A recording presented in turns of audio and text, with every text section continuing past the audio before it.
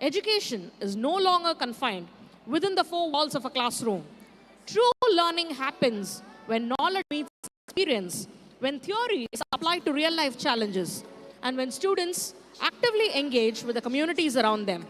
Community-based learning encourages learners to step beyond the textbooks, understand the societal needs, and become active contributors to the positive change. By connecting academic concepts with real-world practice, this approach not only prepares the students for meaningful ventures, but also enriches the medical education. We are honored to have with us a distinguished speaker who brings valuable insight and experience in this field. His dedication to integrating education with community engagement has inspired many learners and educators alike. Please join me in giving a warm welcome to our dear speaker, Dr. Shabir Amanullah, consultant psychiatrist, University of Western Ontario, Canada, as he guides us through this important and thought-provoking topic.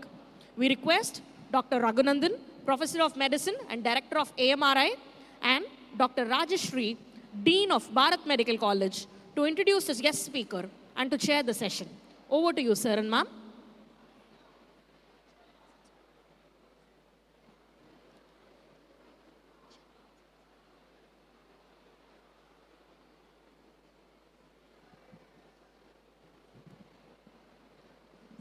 CV இருக்கா?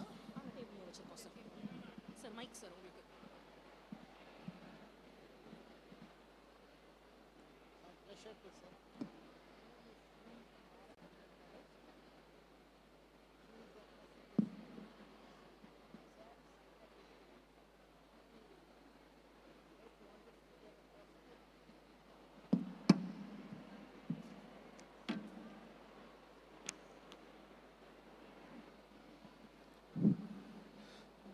Good morning, everybody. It's my...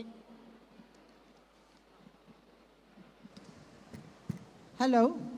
A very good morning to all the delegates and speakers who have come over from other country and our own country. I wish to say Dr. Kuldeep Singh, who's here from Jodhpur,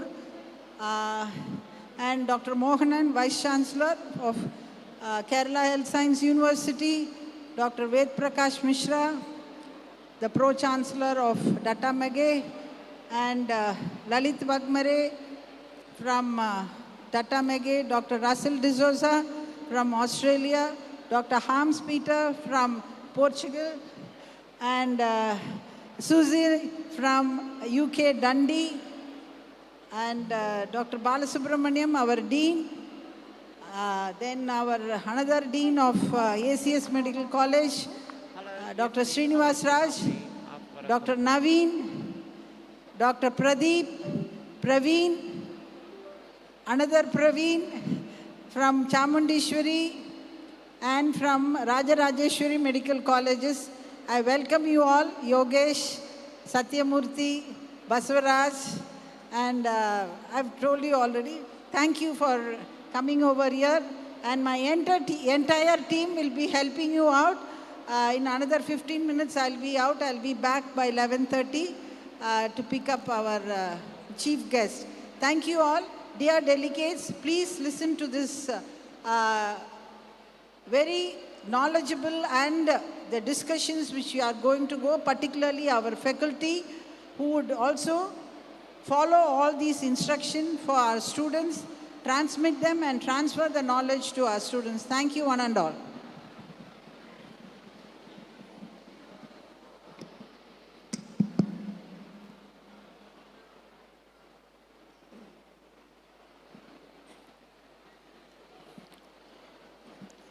Good morning. We'll start the first scientific session of this iMeduCon 2026. It's my pleasure to introduce the first speaker for today's program, Dr. Shabir Amanullah. He is a psychiatrist by profession. At present, he is working in Woodstock Hospital, University of Western Ontario, Canada. He has a chair and scientific chair of Indo-Canadian Psychiatric Association. And I want to wish to mention that we have to thank our chairman, chancellor, and our president, and our secretary, our chancellor A.C. Shanmugam, our president ACS Arun Kumar, and our secretary Mr. Ravi Kumar for giving this beautiful feast for us and the support given by them. Thank you. He is also the president of Oxford County Medical Society, president of Ontario Medical Association, chair-elect of Ontario Psychiatric Association, and co-chair of Educational Committee, Ontario Psychiatric Association. So he is going to start with the topic community-based learning, bridging classroom and real-world practice. I think today in the NMC curriculum, family adoption has become the backbone of our undergraduate education. We are very happy to have Dr. Shabir to share his concepts and experiences in this model. Over to you, sir.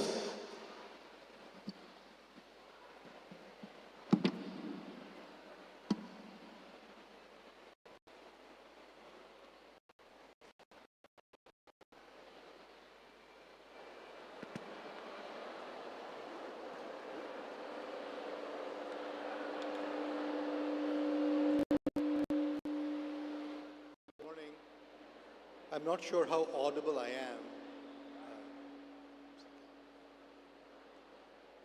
There certainly seems to be a lot of echoing, and I think people are still walking into the auditorium. I would like to thank the organizers for inviting me. It's always nice to come to Chennai to speak. The topic I have been given has gone to a lot of transformation. So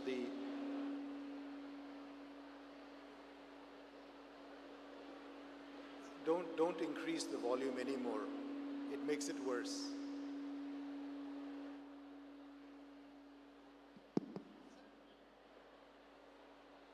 Okay. Louder volume doesn't necessarily mean more effective.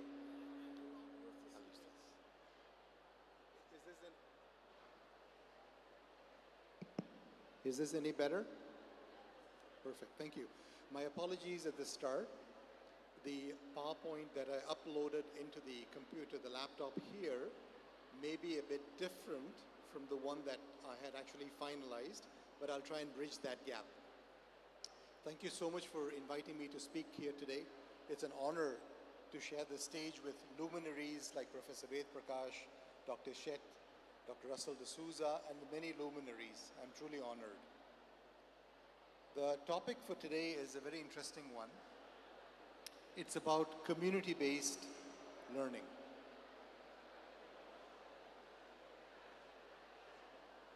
What I hope to teach you today is about what learning is all about, why we learn, the differences in styles of learning, and how you bridge the gap between different individuals. Learning is defined as a lifelong process of acquiring new knowledge, new skills, behaviors. And it's extremely important to know that it also incorporates values and preferences, changing how you understand and interact with the world. This happens through experience, study and observation, and even with machine algorithms aiming to adapt and improve. So when we talk about learning, there are a number of different components that come into it. So for example, right now, our target audience are medical educators and students, right? Learning in an environment where you have distractions can be a problem. So conventional European teaching was that it was within the confines of four walls, which is what also happened historically in India. If you go to the older universities you will actually find classrooms. So the fundamental way in which we learn is through the use of classrooms, which is not a bad thing, it's not a good thing, it's just one of those things. So when we talk about learning, it is an extremely complex area with a strong biological component. Okay? We'll come to that.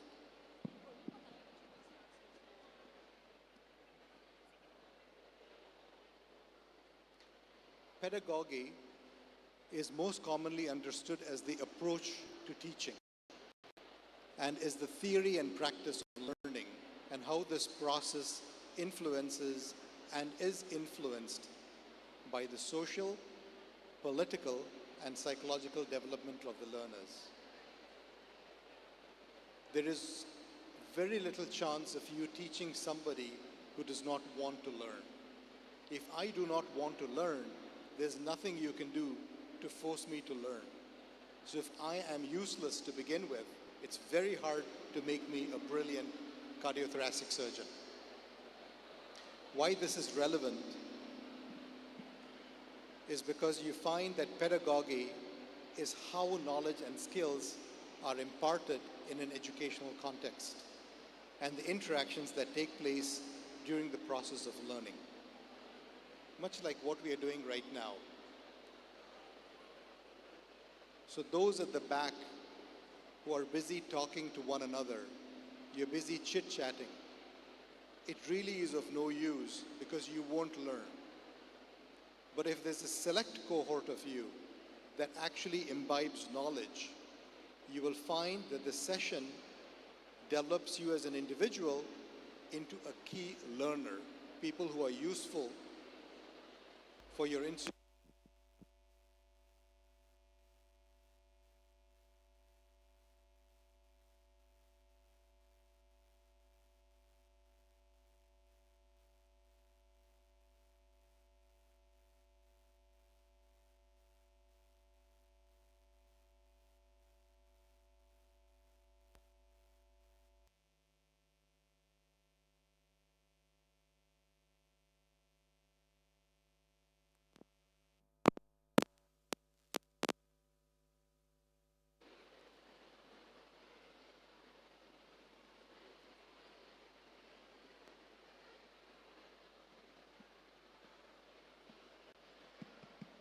Thank you.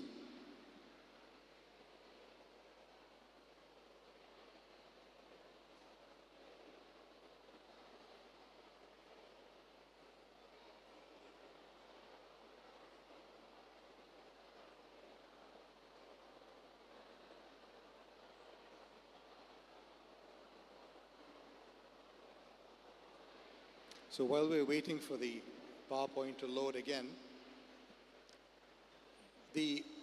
the art of learning requires the environment, the place, the individual, and the teacher.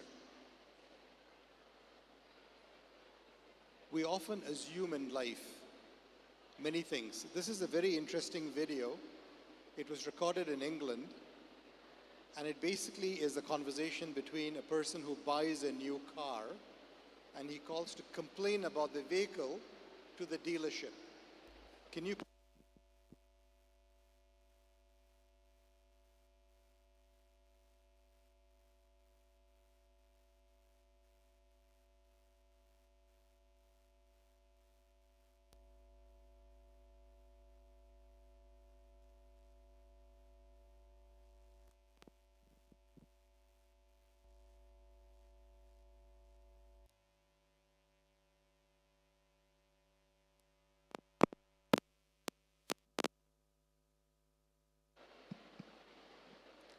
So I don't think the video is going to play.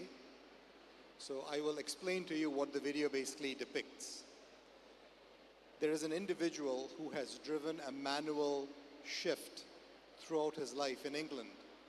And then he chooses to buy an automatic vehicle. It was a BMW. So when he buys the BMW, he takes the car with the individual in the dealership to his house. So he's calling to complain that the car does not work. So the lady at the dealership says, what is the problem?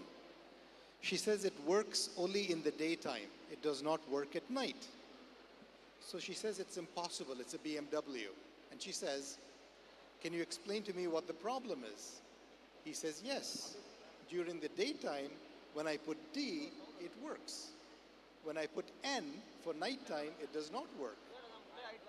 And he said, to make matters worse, the other day, I put it into R to see if I can race the car, and it goes back and it hits the car behind me, and now I have an insurance claim on me.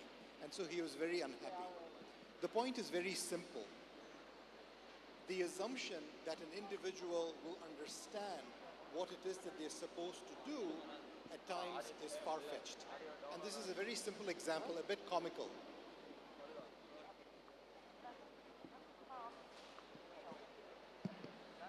I'm not sure, it doesn't seem to work.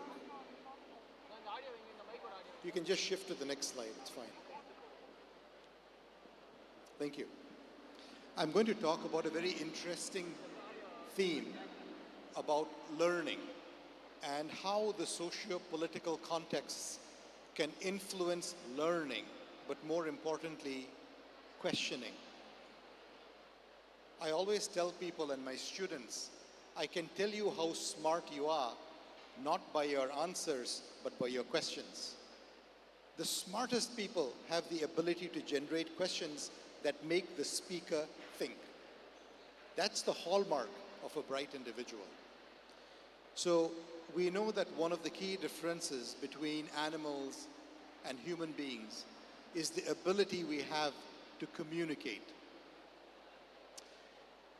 They are creative and can find solutions to problems.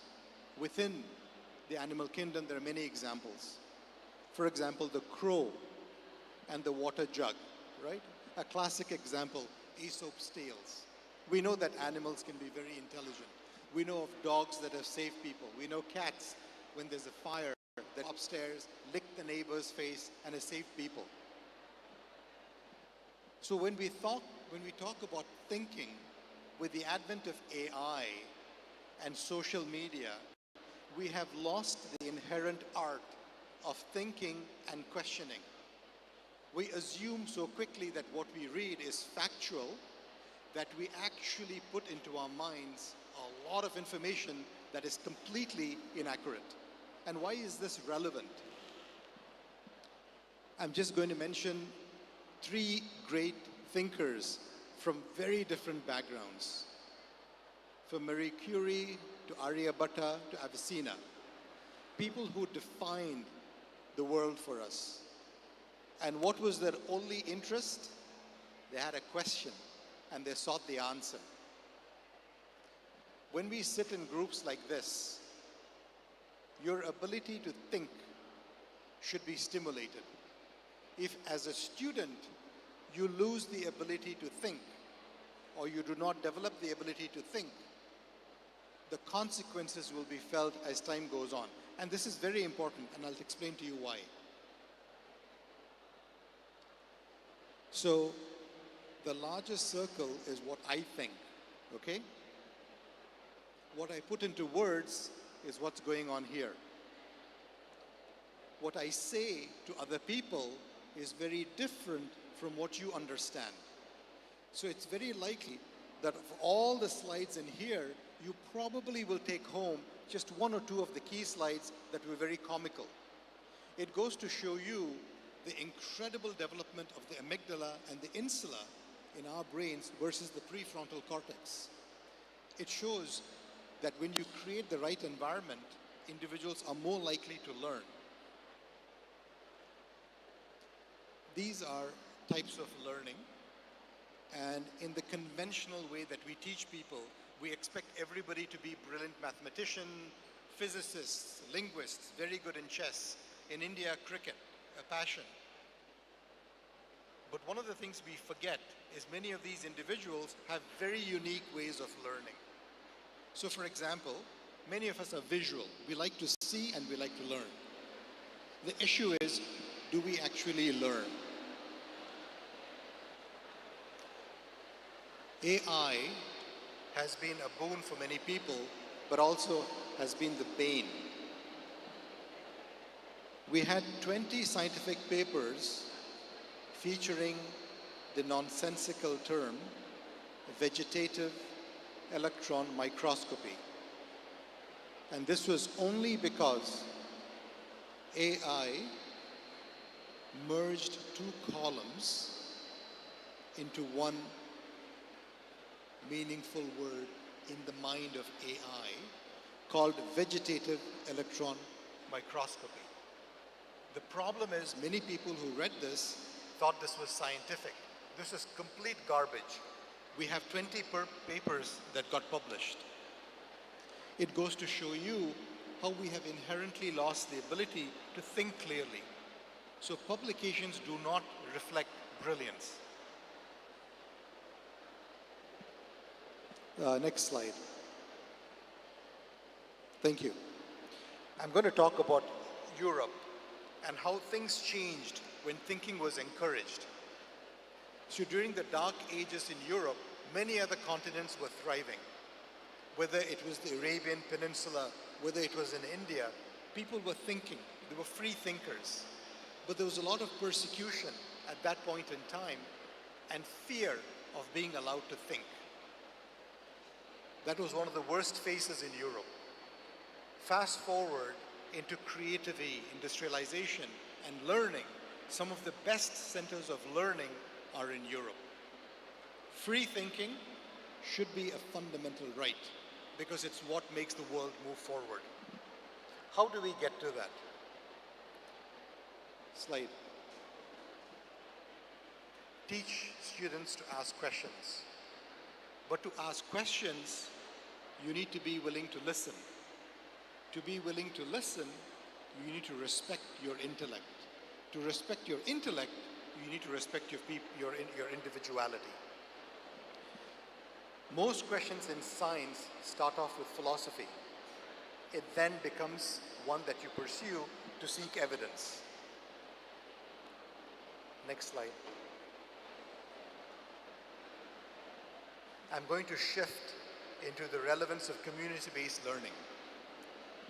While we have become accustomed to learning in the classroom, it is not always evidence-based because it takes 5 to 7 years before research gets into a textbook and then another 10 years in total before it gets into the classroom. So what we are teaching is not actually truly currently evidence-based. It's actually old information that we are presenting today. So in many ways you're wondering whether you're forcing people to think in a specific way because it's convenient versus those who ask hard questions. And proof of this fact is some of the greatest businessmen in the world dropped out of Harvard or other esteemed institutions because they thought there's no point in my being here. I can employ all these people who are going to study hard and come and work for me. So why should I waste my time? Bill Gates did that. He's a billionaire. He employs all the smarter people. So who truly was the smart person? Next slide. Can you go back one slide? Yeah. I'm going to show you, but I doubt it's going to work, some examples. Next slide. These are some examples I picked up, and I will talk about the last one first. It's called Apni Pathshala. This is in India, and it is a platform for community-based learning. Absolutely brilliant idea. The scope is enormous. Right now, it's not where it should be. But if you look at the Finnish example, in Finland, a young person can live with an older couple, both helping the older couple handle loneliness, at the same time having the support from a mature, older individual. It's actually been extremely well received. Both the individual who hosts them and the individual who's being hosted, both have benefit from it. Brilliant example. The other one is in England. It's called the Coil Project, where they will connect you with projects globally that will be of value to you because it's community-based. Next slide.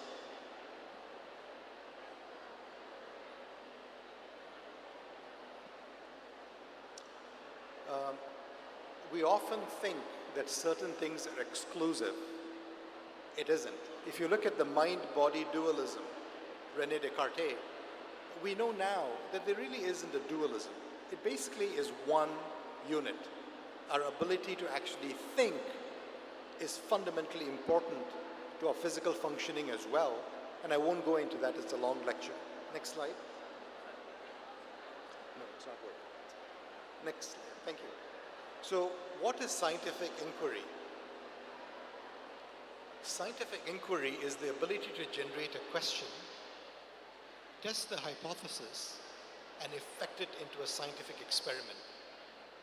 One of the greatest joys we have in life is the ability to think. If we can't think, we are no different from many of the animals we often take for a walk on a leash. The greatest joy is the ability to think, but most of us don't use it. We allow others to use it for us. Next slide.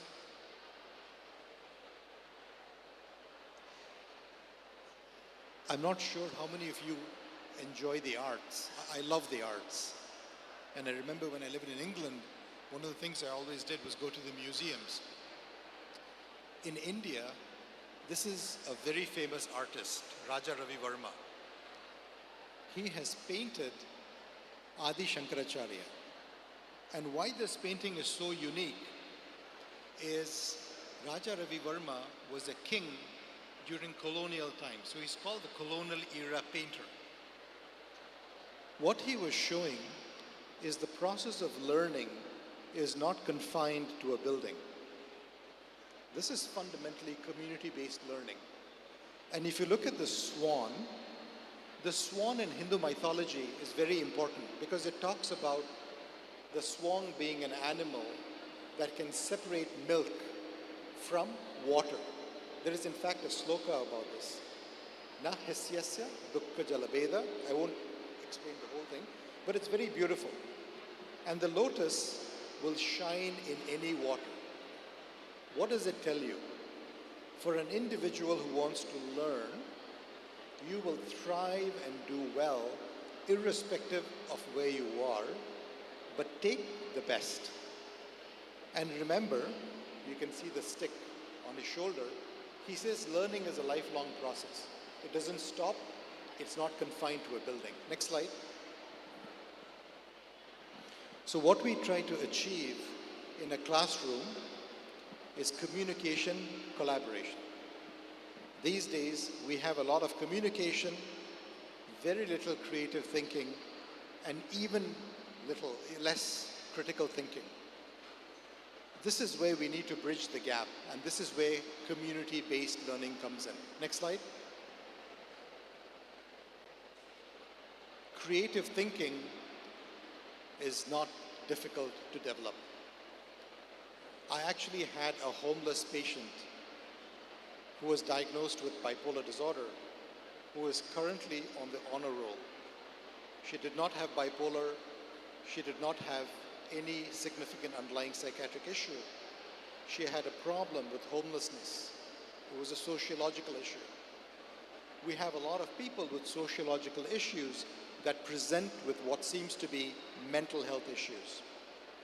It is our jobs to be the creative thinkers when we get patients. So as doctors and nurses and social workers, if you don't have the ability to think, you will fail your patients. Next slide. This is going to get a bit more dense.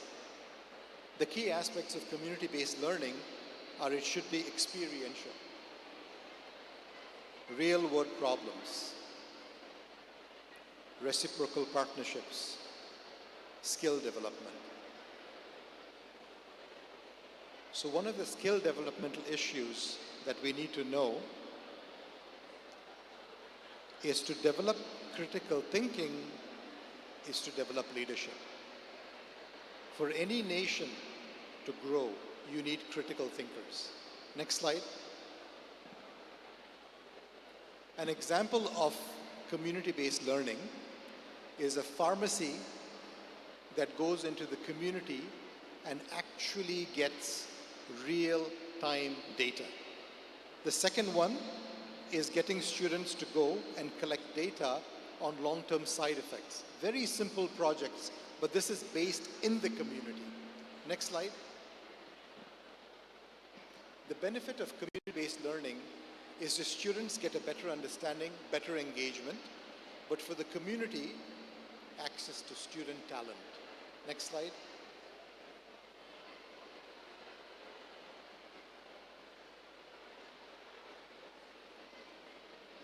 This basically is how we can roll out the program, looking at community partners, students, and educators.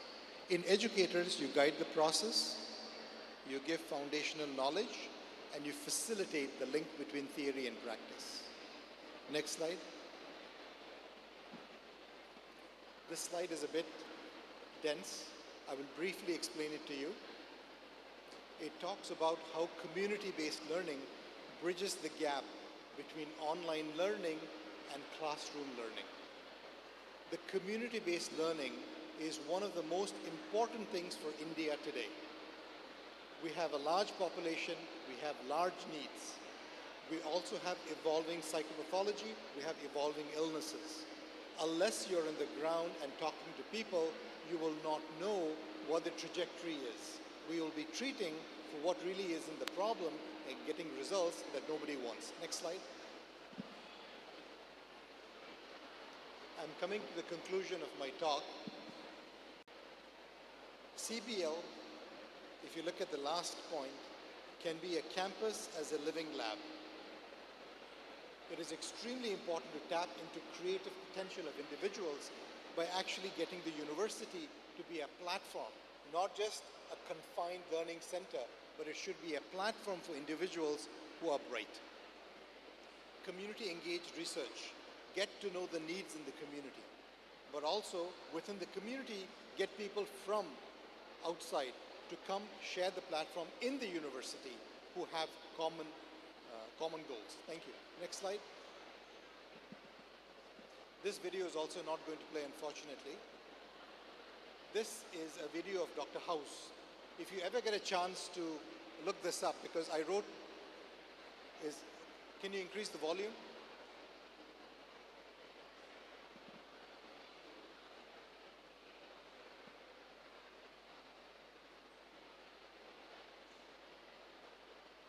Anyway, for the sake of time, I have published in the British Journal of Psychiatry writing about Dr. House. Dr. House is one of these very maverick, intelligent physicians who comes up with diagnoses that nobody else can make. Very creative in the way he's supposed to think. So Hugh Laurie portrays this individual who's actually sitting in a clinic and has a lady who comes complaining about asthma. She has difficulty in breathing. And when he asks her how she uses the inhaler, she feels very offended. And she says, "Do you think I'm an idiot?" And yet when she shows him, she actually sprays the inhaler on her neck. So we are growing our doctors and nurses in an era where patients assume they know what they're doing, but they're not. Community-based learning is fundamentally needed. This is the age of community-based learning, especially with AI. With that, I will conclude my talk. Thank you so much for giving me the platform.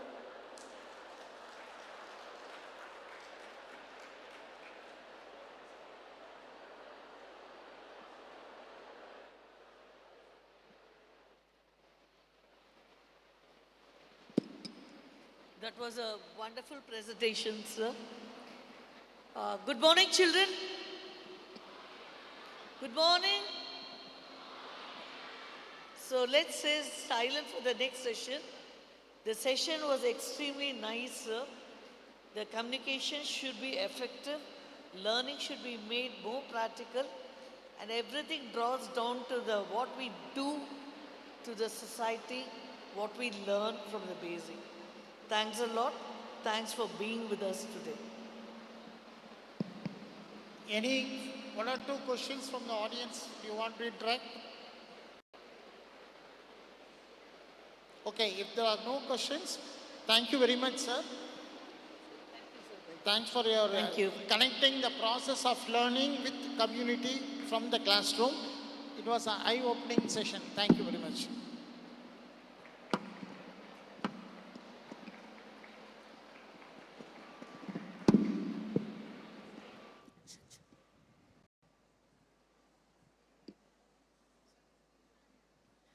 Thank you, sir. We now request our chairpersons to felicitate our guest speaker. Chairpersons, speaker first chairpersons felicitate panta adukapra neenga chairpersons. Speaker speaker.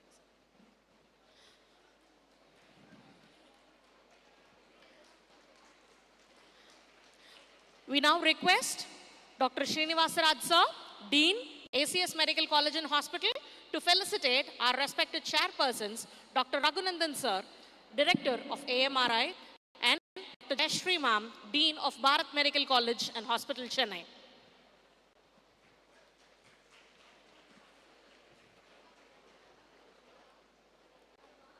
A round of applause for the speakers and the chairpersons.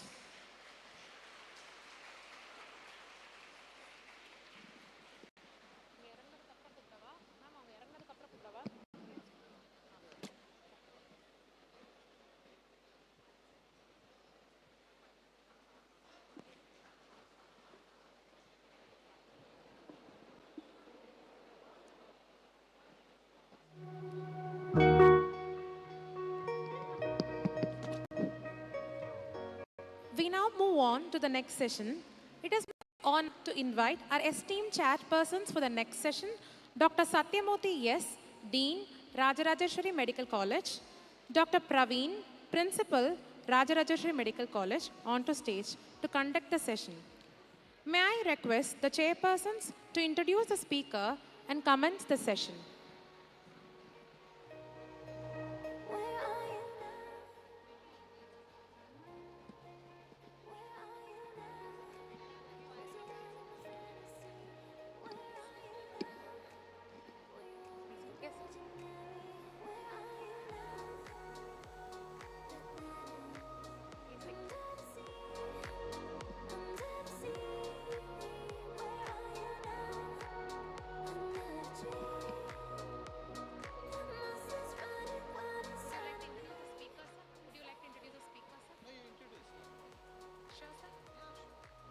Chairpersons are introducing, sir, actually. No, it is okay. Okay.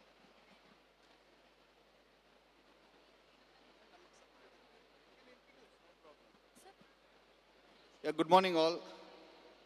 Actually, the first speaker felt like he's near Marina Beach. That was the sound coming from behind.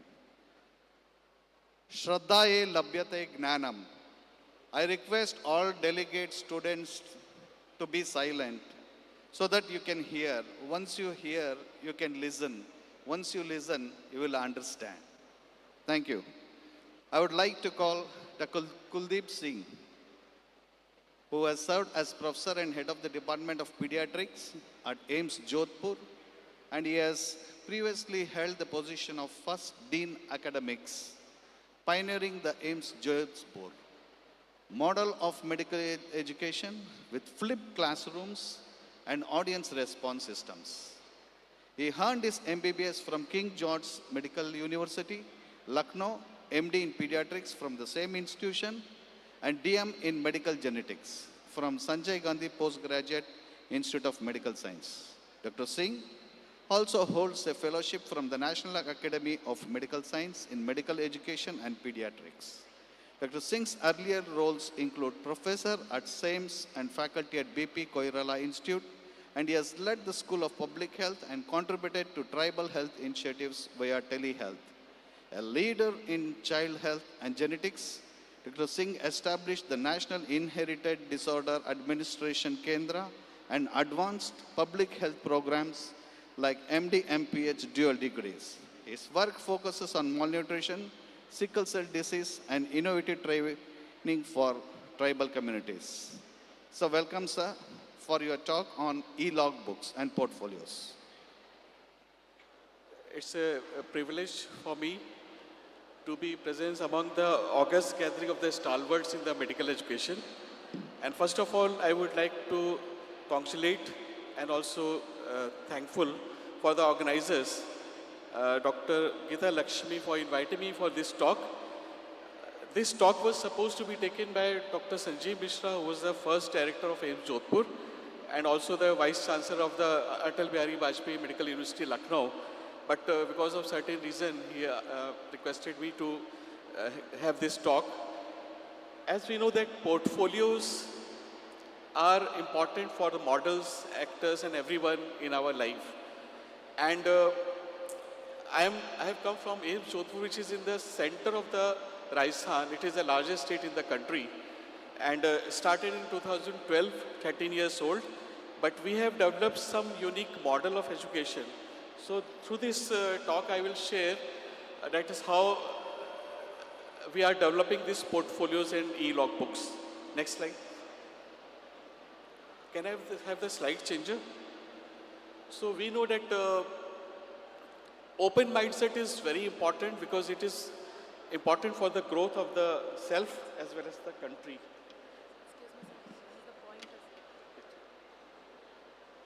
So as a medical educator, we should have the open mindset. And as we know that the reforms in the medical education are taking place since the National Medical Commission, and earlier also there was a lot of changes have happened in the medical education. And they are centered around quality improvement in the medical education, capacity building for both the doctors and the students, and the performance-based incentives to the faculty and the community. There's new taxonomy have been added, which includes the foundation course, integrated teaching, early clinic exposure, and teaching of the clinical skills. For all these things, it's very important to assess. And it is centered around the competency-based medical education, which is now at the center stage of world over, we are delivering the medical education. And basically, it is the outcome-based education. There are 6 core competencies, and most of the time we centered around the medical knowledge. But most important is the patient care, professionalism, communication, and practice-based learning. But the last one is very important, the system-based practice. That is how, in which system you are practicing. Whether you are practicing in the tertiary care hospital or the community, this becomes very important. And as we know that the slight difference is there with the traditional medicine education and the competency-based medical education. Here it is the curriculum is devised later on based on the need of the society. As we see the growth of the competencies, with the growth of the competency among the medical students or the learner, the need for the supervision decreases.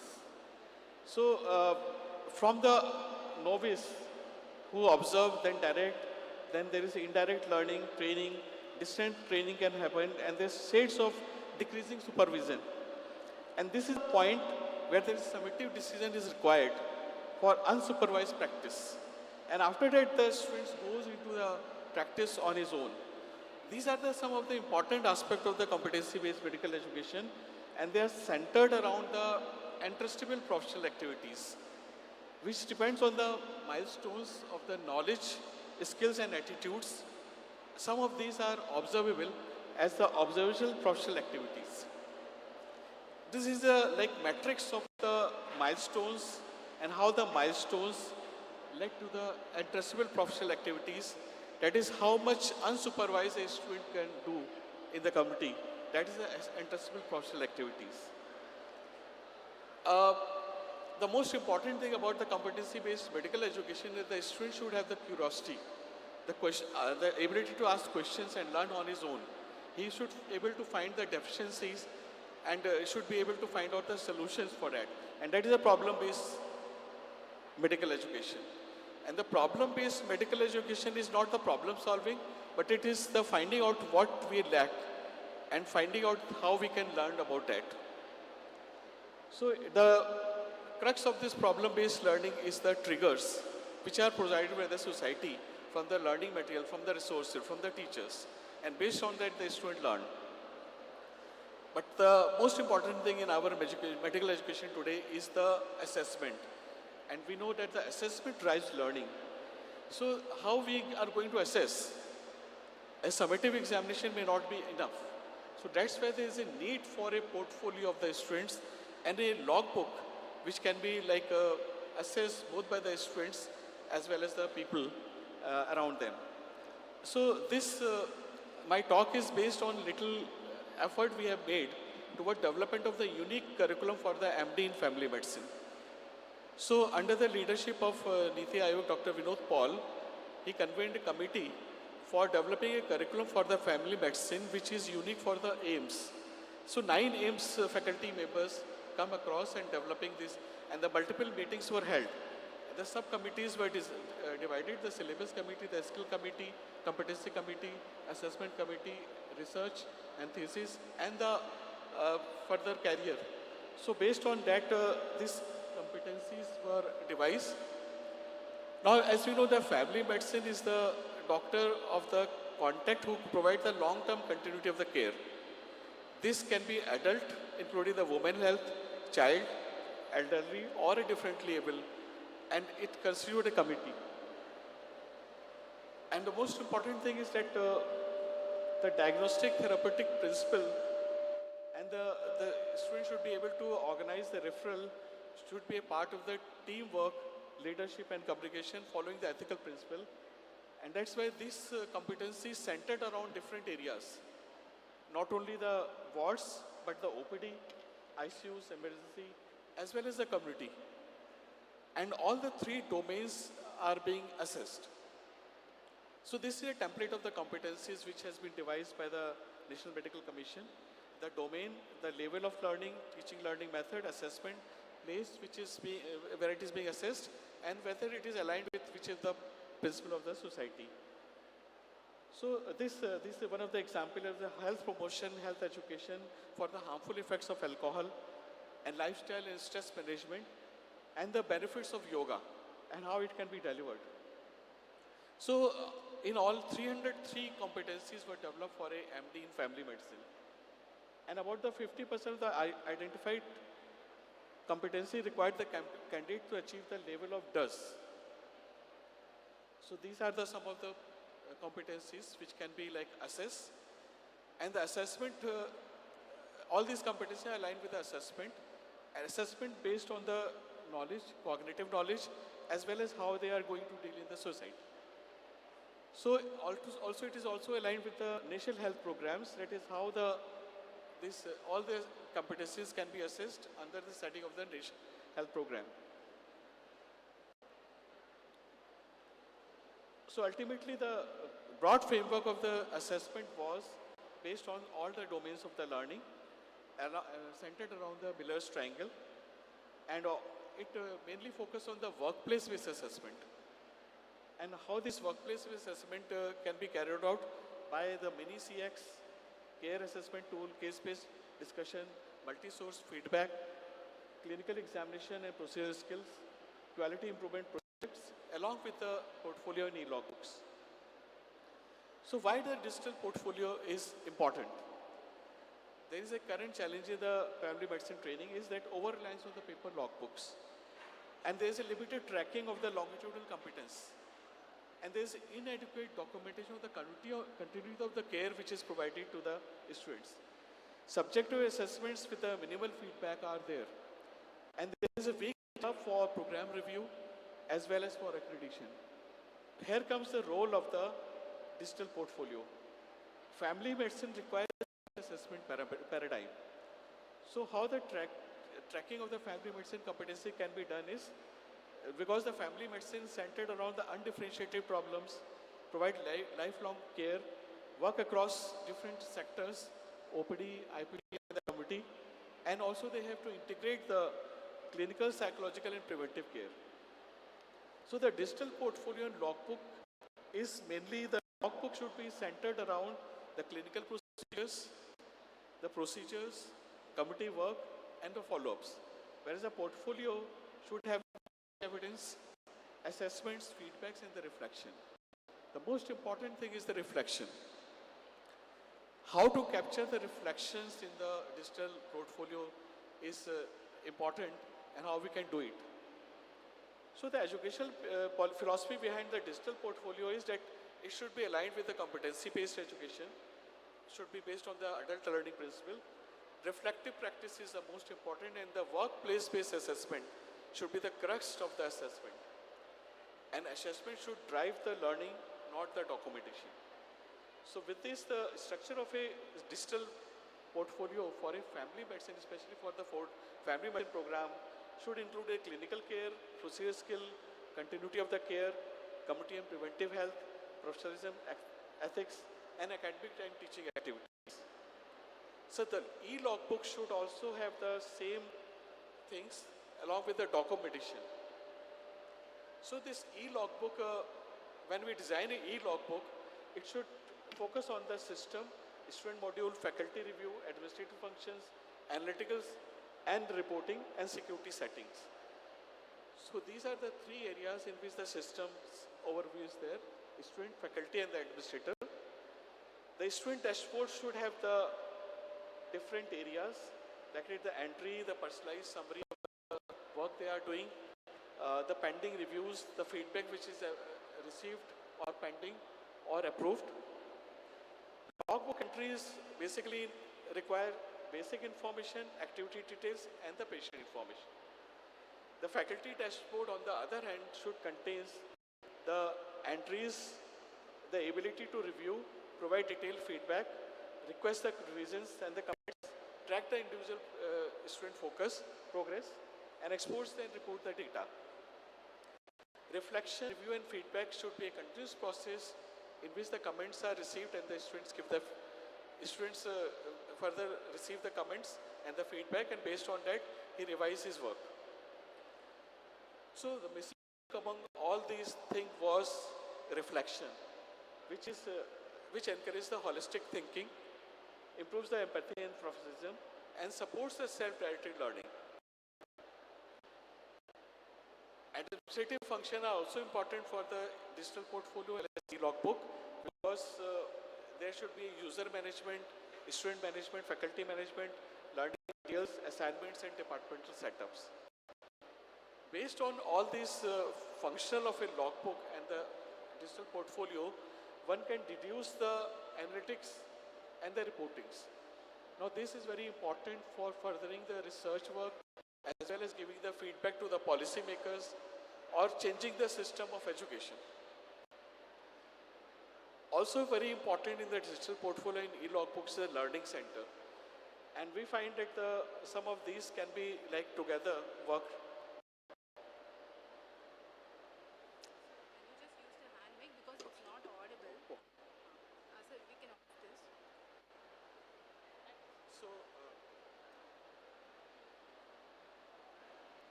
Hello. So there is some problem with the audio, and as we can see that the certain security features need to be inbuilt in the e-logbook and the portfolio, including the location where the students have given the comments or received the feedback. This is very important. So that's why, based on these things, next slide please.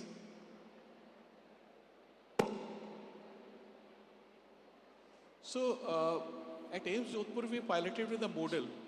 Moodle is an open source software, which is a learning management system. And there's a lot of flexibility in adopting some of the plugins for different aspects of the learning. So the Moodle, the administrator can have the lot of things, the courses, plugins, appearance, development, server reports, and they can also include the portfolios.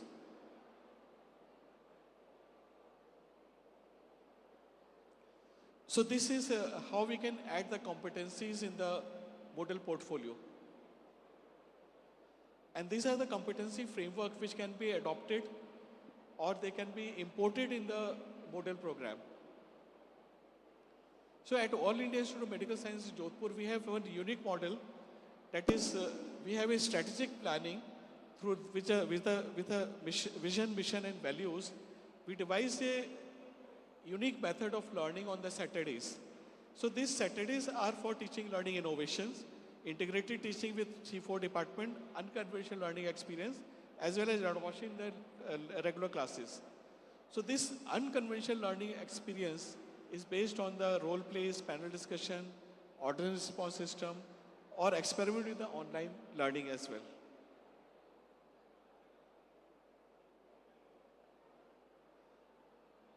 Another unique system we have adopted is the family adoption, in which the students, ambitious students, is allotted one family at the time of delivery in the labor room. Other unique initiative at AIMS Jodhpur is the School of Public Health, then the MD PhD dual degree, MD MPS dual degree, and MD in Family Medicine. Also, we have a collaboration with IIT Jodhpur. The unique model of educations and technology are being developed. So ultimately, when we can say that that the doctor is same as a teacher, and the doctor has a dual responsibility of a teacher as well as a clinical care person. And together, we can learn, we can shape the students for the future. And as we know, the future of the medical education is changing very fast. So we have to be prepared for the future also. So with the digital portfolios and e-logbook, we can bring about many changes in the students in a collaborative way. With this, I end my talk, and thank you very much for the organizer and for all the delegates for the patience learning. Thank you.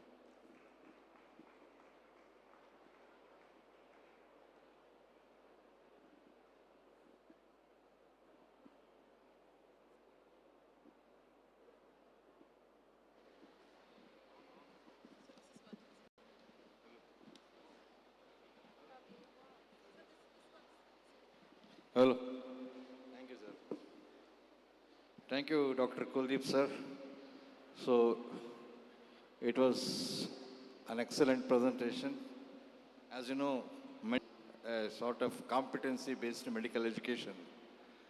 Under this scenario, the change in the system in the form of digital portfolios and electronic logbooks provide an excellent platform for structured, scalable, and transparent solutions to track professional skills, professional behaviors, and also sort of the method of learning in real time.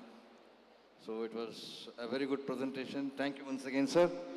Any questions, Dr. Praveen? So it was nice to see all those slides, because tomorrow the e-portfolio, digital logbook, everything is going to become a biography, which will be an autobiography, and that reflects the photography wherever you go in the geography. Thank you, sir. It was very nice. Thank you, sir. Thank you. Thank you, sir, for your insightful presentation. I kindly request the chairpersons to felicitate our speaker.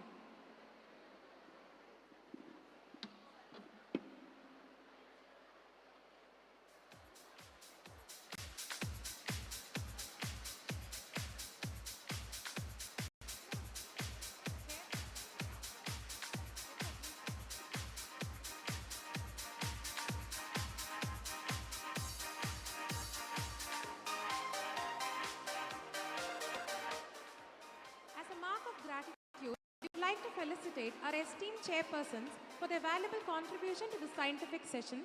May I request Dr. T. Balasubramanian, Dean, Sri Lalitambage Medical College, Dr. K. Srinivasa Rao, sir, Dean, ACS Medical College, to kindly felicitate the chairperson. Please, sir.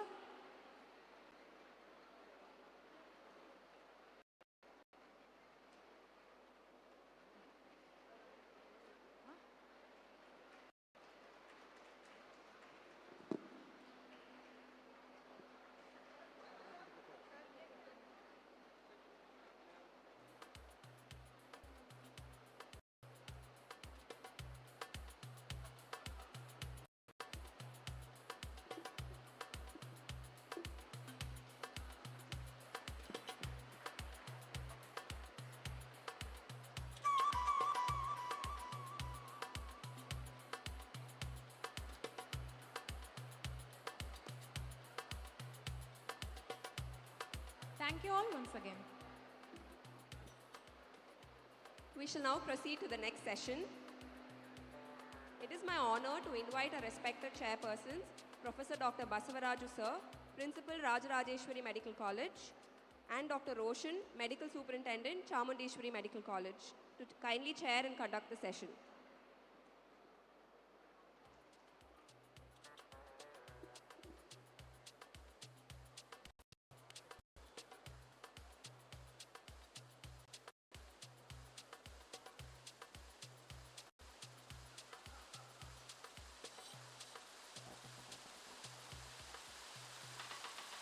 May I request our chairpersons to introduce our next speaker and begin the session, please.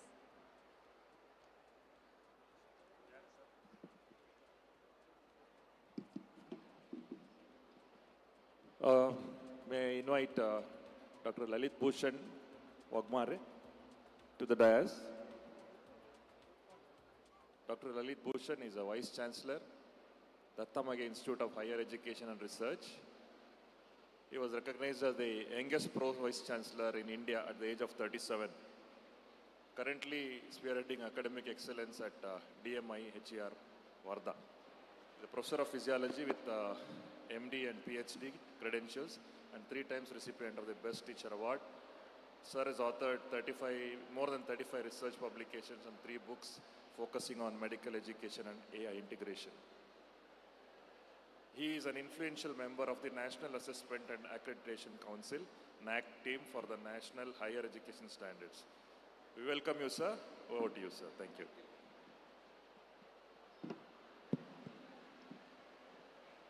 I need the slide changer also. If there's...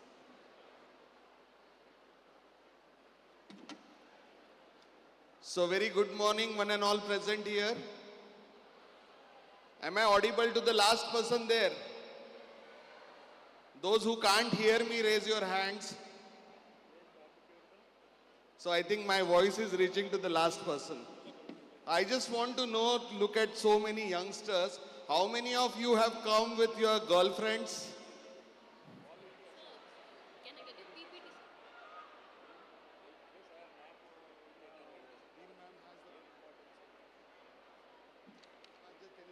Quality, it is written on that. Nobody has come with his girlfriend? How many of you girls have come with your boyfriends?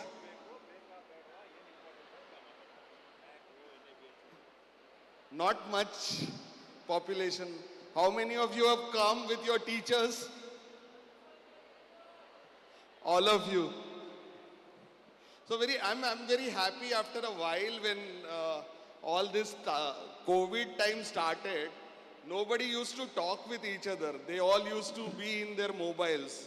I'm finding that vibrant atmosphere back. So we are out of that COVID era of pandemic. Everybody is talking amongst themselves, enjoying the early morning at this wonderful venue. I hope all of you were here for breakfast. How was the breakfast? All good? Okay. I am sure 90% of you are here for banquet, and I'll also be there to enjoy good food.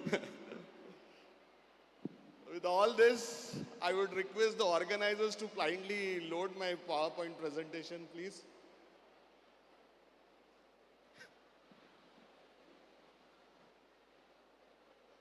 Is it there? IT team?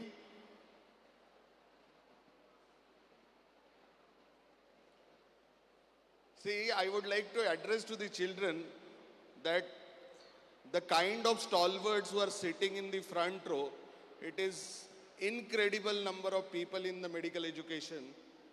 The presentation is not there? Yeah, it has come. Thank you. So it was our dream to see so many people together. I distinctly remember as a school child, Honorable Dr. Velappanchavadi Mishra sir had visited my small town, and the whole town was awake just to understand that when he will come, when he will deliver his lecture, and we will all had a sleepless night. So You all are blessed to have so many people who are from that generation who have come here, not only from India, but also from outside. I acknowledge presence of all the people who are here. Let me have a huge round of applause for these stalwarts. Good. So this is the energy which I am looking for in today's talk. Okay? So I also want to thank the organizers for providing me this opportunity and the chairpersons also. I'll be trying to finish the talk. It was meant for some senior people, but the crowd mostly is, in their 20s, so I would try to remodify my talk into that particular direction. With your kind permission, sir.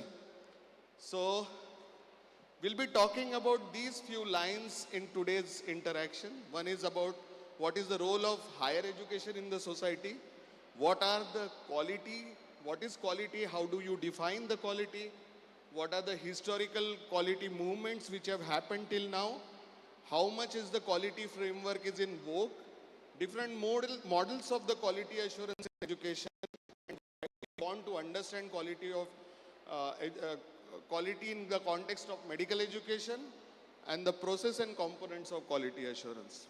We'll try to go one by one into these things. So, as you all aware, what is BRICS countries? General public, last clue. These are the 5 countries which are which is a conglomerate of a good countries, and in the context of Goldman Sachs report, we see that Brazil, Russia, India, China and South Africa are the 5 countries which are supposedly the economic global superpowers of the next generation. And India being one of them, one of the opportunities or challenge which comes to India is of creating highest number of medical education and healthcare system providers for the world, not only for us, but also for world. As I woke up in the morning, I saw the website of National Medical Commission, because every time I see the National Medical Commission website, 1 or 2 medical colleges are added and number of seats are added are also more. So I just reconfirmed it. Today we have 824 medical colleges producing 1,29,603 graduate students every year. So look at that, nearly 50% of private colleges, and also currently the mandatory regulations are being held by National Medical Commission, which is an apex statutory body which deals with all these things. So in this context, while the numbers are important, how do we manage and maintain the quality of dispensations which these particular institutes are going through? So there comes the concept of quality, and I would like all of you to understand and give a thought to what is quality. Let's go to that. All of you know these 2 things. One is our beautiful Taj Mahal, and second is one of the most beautiful portraits or paintings of its era, the painting of Mona Lisa. So these are quality works. All of us know this is quality. But how? Why? There is no questioning of this quality, right? So if I look at Mona Lisa's painting, I see she has very thin eyebrows. So if you talk in the Indian context, thin eyebrows are not supposed to be a sign of a good, beautiful woman, right? Because there is a saying that bhave ghaneri kasi kasi. So the thicker the eyebrows, the girl is supposed to be more beautiful. But in that context, that era, this picture was supposed to be the picture of quality, beauty. Similarly for Taj Mahal, there is no questioning whether there is a quality or not. Second context, if you want to see, there's a picture of 2 of the leading institutes, what we call as Ivy League institutes. One is Harvard Medical School, Harvard University, and second is All India Institute of Medical Sciences, New Delhi. So if some graduate is coming from AIMS for a job interview and second graduate is coming from ACS Medical College or Dattamege Medical College from where I come from, before the interview only, the fate is already sealed, because interviewers also know that somebody who has passed from AIMS New Delhi must be having some kind of different level, or if somebody is coming from Harvard Medical School, he will have some different level. Without even judging the person who has come, it will be delivered there. Third, again, all of us know this is a logo of a company which manufactures lots and lots of cars. So when you see this logo, you feel that the car has got all the safety features, whether it is tested, not tested, anything. But we know that this car is going to be safe car for all of us. So what we discussed today, right now, are three things. One is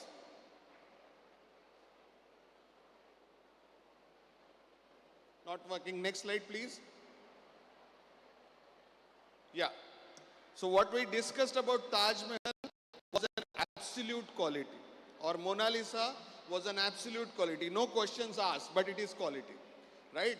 Second, when we talk about AIMS, we talk about a relative quality. So related to each other, we tend to go that the processes in that college are going to be better. So this is a relative nature of quality. And the third thing when we talk about is about process quality. So these are the three variants of quality in terms of when we talk about general quality as a concept. So it is either absolute quality, second is relative quality, and third is a process quality.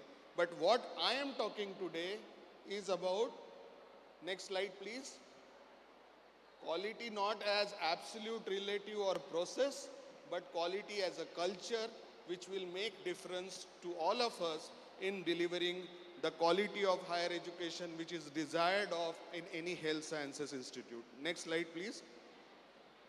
This is the most accepted definition of quality in the context of the world. So it is given by Mr. Barrow in 1991. The definition reads that quality is a high evaluation accorded to an educative process where it has been demonstrated that through the process, the student's educational development has been enhanced. Not only they have achieved the particular objectives set out for the course, but in doing so, they have also fulfilled the general education aims of autonomy, of the ability to participate in reasoned discourse, of critical self-evaluation, and of coming to a proper awareness of the ultimate contingency of all thoughts and action. I did not understand anything. So I tried to read this definition 20 times, 30 times, 400 times, 500 times, and then I decided that I should define quality, what is quality, in my own words. So next slide please. So just to simplify, I have tried to come to my conclusion, and I'm open for advice by the stalwarts sitting here. To simplify, what quality means is the evaluation of the process that makes the student a product, to be fit not to just survive in the world, but to excel in the outside world. So this is what we are talking about as quality, and this definition grows every time I read about quality, and it keeps on changing, it evolves. So currently, if by my knowledge, I think this is the best suited definition of quality. Next please. So quality movement, how did it start? So as we discussed Taj Mahal and Mona Lisa, quality was integral part of craftsmanship. Somebody doing very good craft was determining the quality. From there, we have moved to a quality-based, foreman-based quality. Then it started with inspection-based quality. Quality assurance systems started in 1960s. And now we are following the concept of total quality management, which is somehow, it is the culture of continuous improvement of the organization by bits and pieces. Okay? Next slide, please. So any hierarchy of quality management will start with inspection, quality control, quality assurance, and total quality management. So these are the four components or hierarchical ways of managing what is quality. Next, please. So there are various models of quality assessment. One is Baldrige model, then there is an ISO system of quality assurance, then capability maturity model, then there's a Six Sigma, which is commonly used for engineering and management type of people, and there is something called as total quality management. So all our statutory councils, bodies follow a system of total quality management, and there are three important components for any quality management system. Next, please. They are self-evaluation. What are we right now? Then best practices in the, what are the best practices in the world? And there is third thing, which is external quality monitoring. We face NMC assessment. How do we go about it? We submit a standard assessment form, that is self-evaluation.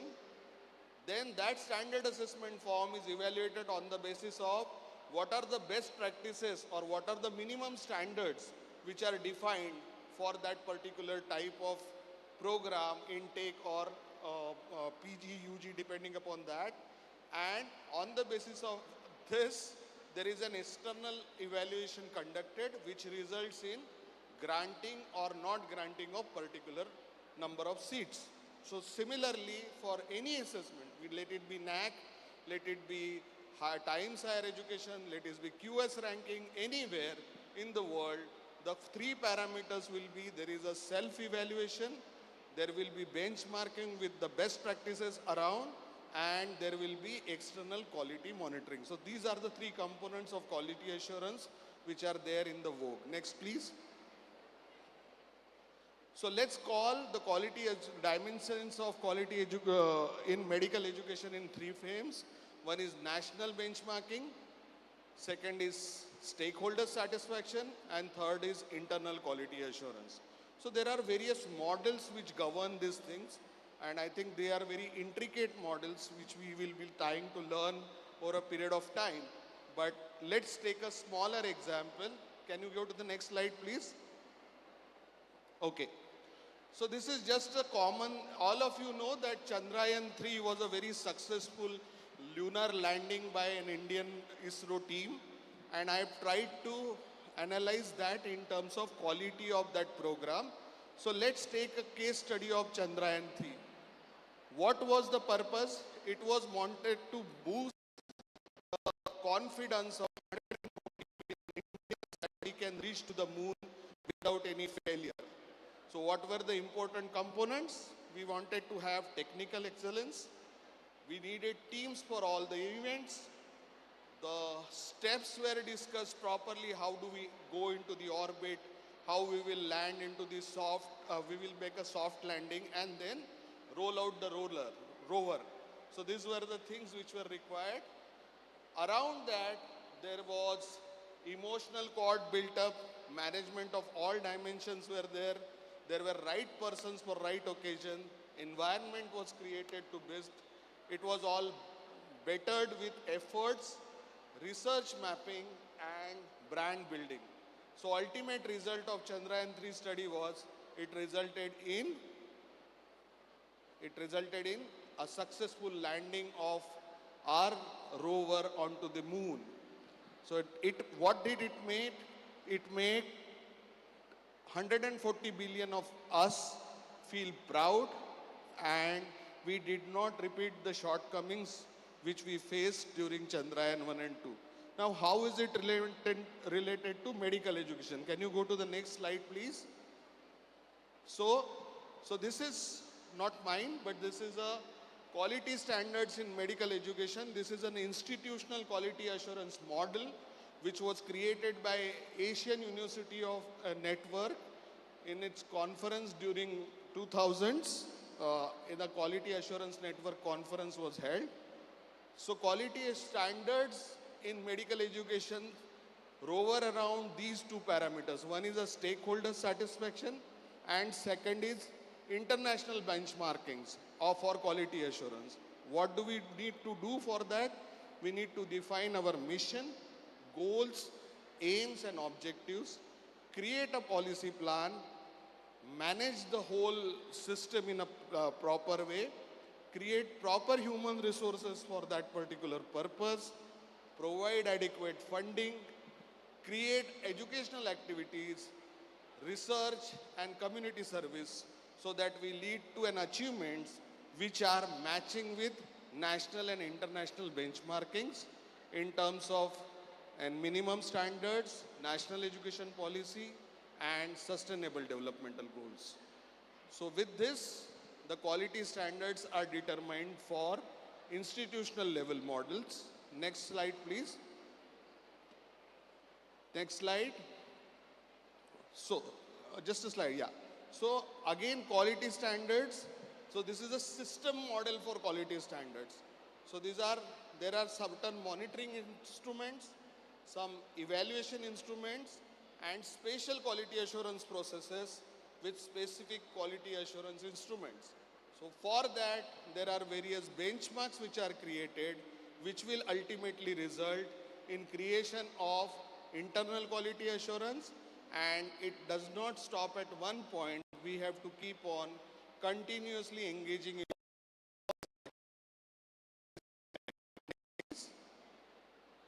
So again, quality standards at program level, they will also depend on two parameters. One is stakeholder satisfaction and second is quality assurance and international benchmarking. Again, the things will be similar and the inclusions can be different for different type of assessments. So if we take about the international standards of accreditations, so these are the programs where program specification, program structure and content, teaching learning strategies, student assessments are going to be the parameters on which various expected learning outcomes are assessed and your achievements are marked in terms of other things. I can talk about this in length, but I think the gathering is of different type. It can be a focus group discussion on what are the parameters, what are the quality standards at program level, quality standards at institute level. They can be discussed in details, but I thank the organizers for providing me with the opportunity and this was just the trailer of what quality assurance means in higher education. Anyone has any questions, I can take it forward from here. So thank you so much. Thank you.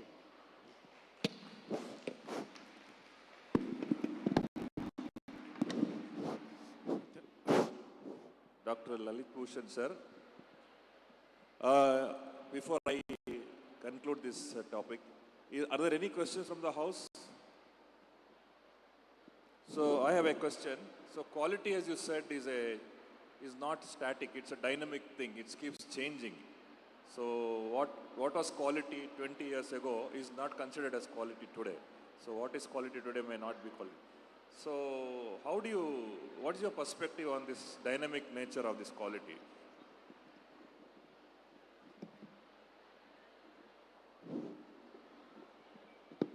I totally agree with your comment, sir, that it is not going to be a standard thing. So that is why the context of quality is in terms of the environment. If you are fit, just like as I explained, if you are fit to excel in the current environment, then your quality is matched. So if the current environment changes, tomorrow when actually few years back when only roads had elephants who could walk, now if we create roads for working for elephants, they will never match the standards of quality today.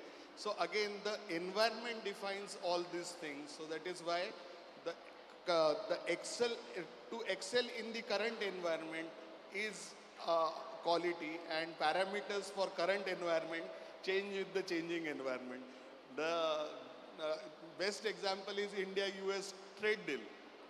So before the trade deal, we were friends with China, we were friends with Russia. Today the deal has happened, we have become friends with US.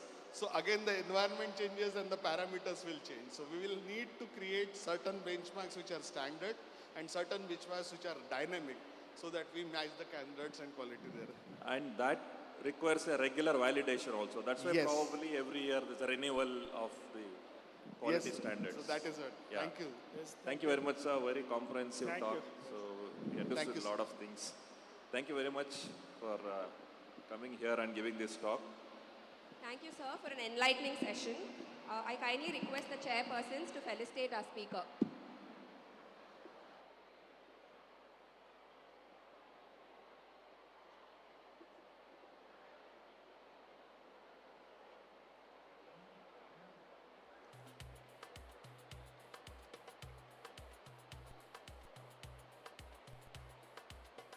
As a token of appreciation, we would like to felicitate our esteemed chairpersons for their valuable guidance and contribution to the session.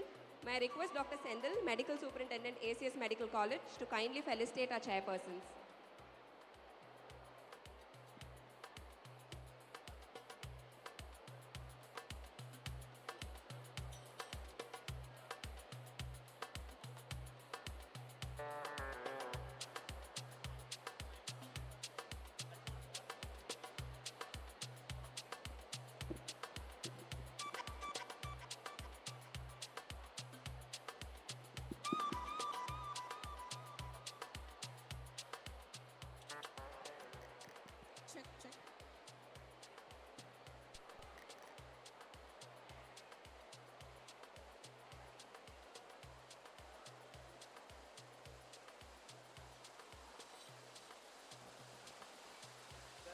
Thank you, sir. Thank you, ma'am. Now moving on to the next session, which is on globalization of Indian medical education. Now I request Dr. K. Rama, Professor, Department of Pathology, Sri Lalitambige Medical College and Hospital, and Dr. Indra, Professor and HOD, Department of ENT, Sri Lalitambige Medical College, onto the stage to chair this session. Please, ma'am. Please do give them a big round of applause, please.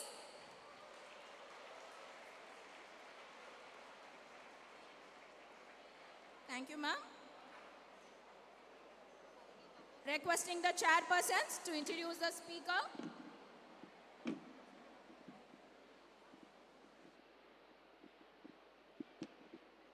Good morning, one and all. I'm highly privileged to introduce Dr. Velappanchavadi Mishra, Pro-Chancellor and Chief Advisor, Velappanchavadi Institute of Medical Science University.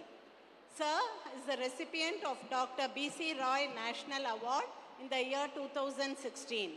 He is the Doctor of Science honoris causa awarded by 5 Indian Health Science Universities.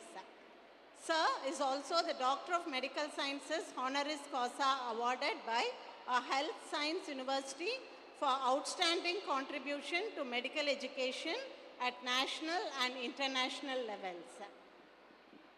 Sir is also Dean, Academic and Accreditation Board, Indian Medical Association, Chairman, National Medical Education Board, Indian Medical Association, National Head, Indian Program, UNESCO, Chair in Bioethics, Member, International Committee of Bioethics, Convener, Expert Group, National Board of Examinations, New Delhi, Principal Advisor, Pro-Chancellor to leading deemed universities of India. So may I request you to talk on globalization of Indian medical education. Thank you, sir. Requesting the audience to give a big round of applause to Dr. Velappanchavadi, sir. Thank you all.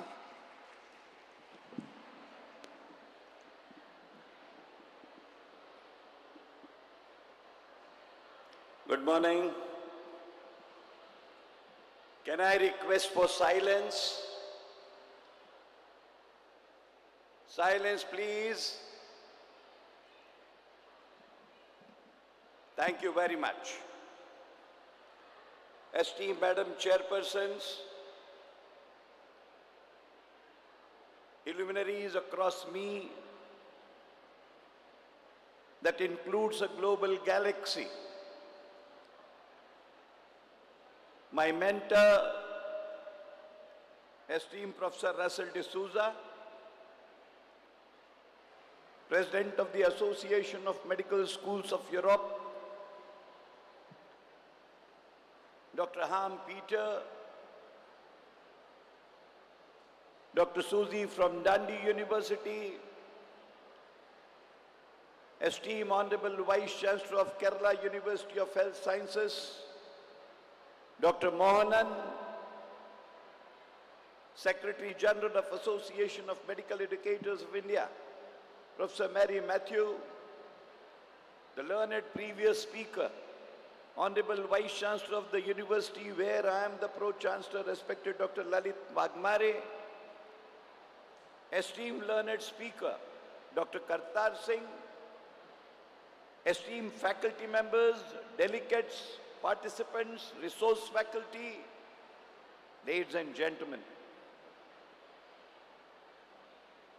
At the outset, I compliment this university and the ACS Medical College for undertaking and venturing this international conference on medical education.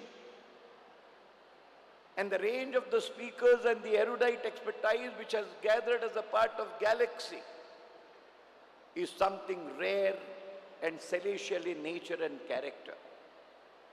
Madam Chairperson, I deem it my privilege to be dealing with this important topic in the Indian context, with all previous three speakers sharing their view. I am wanting to put myself on globalization of Indian medical education. I know it for certain, ladies and gentlemen, that I am standing on this soil of hitherto Madras and now Chennai. We are talking of globalization of medical education which pertains to Western medicine. Western medicine, in terms of the medical education that we talk of today, its first seedling, way back in 1772, came to be laid down on the soil of Madras, Chennai. After the creation of St. William Fort, it was generation of the Madras Medical Hospital, the East India Company, which is basically the mother repository of Western medicine on the Indian soil. It was this medical hospital which, in terms of conversion of a Sanskrit college in Calcutta in the year 1824, that the institutionalization of medical training for the Britishers began on the Indian soil. It was in the year 1835 that the institutionalization of the Madras Hospital got converted into Madras Medical School, and it was in the year 1850 that that school was converted into a Madras Medical College. Chairperson, I am fortunate that I had the opportunity, like Abhijat Sheth today, then coming for the 175th year celebration of Madras Medical College, and therefore the legacy of medical education in this country, if at all has begun from any one point, it is on this holy, pious soil of Chennai, then Madras. 1850, along with Madras Medical College, two landmark medical colleges simultaneously came to be created. In Mumbai, that's Bombay, and another one in Calcutta.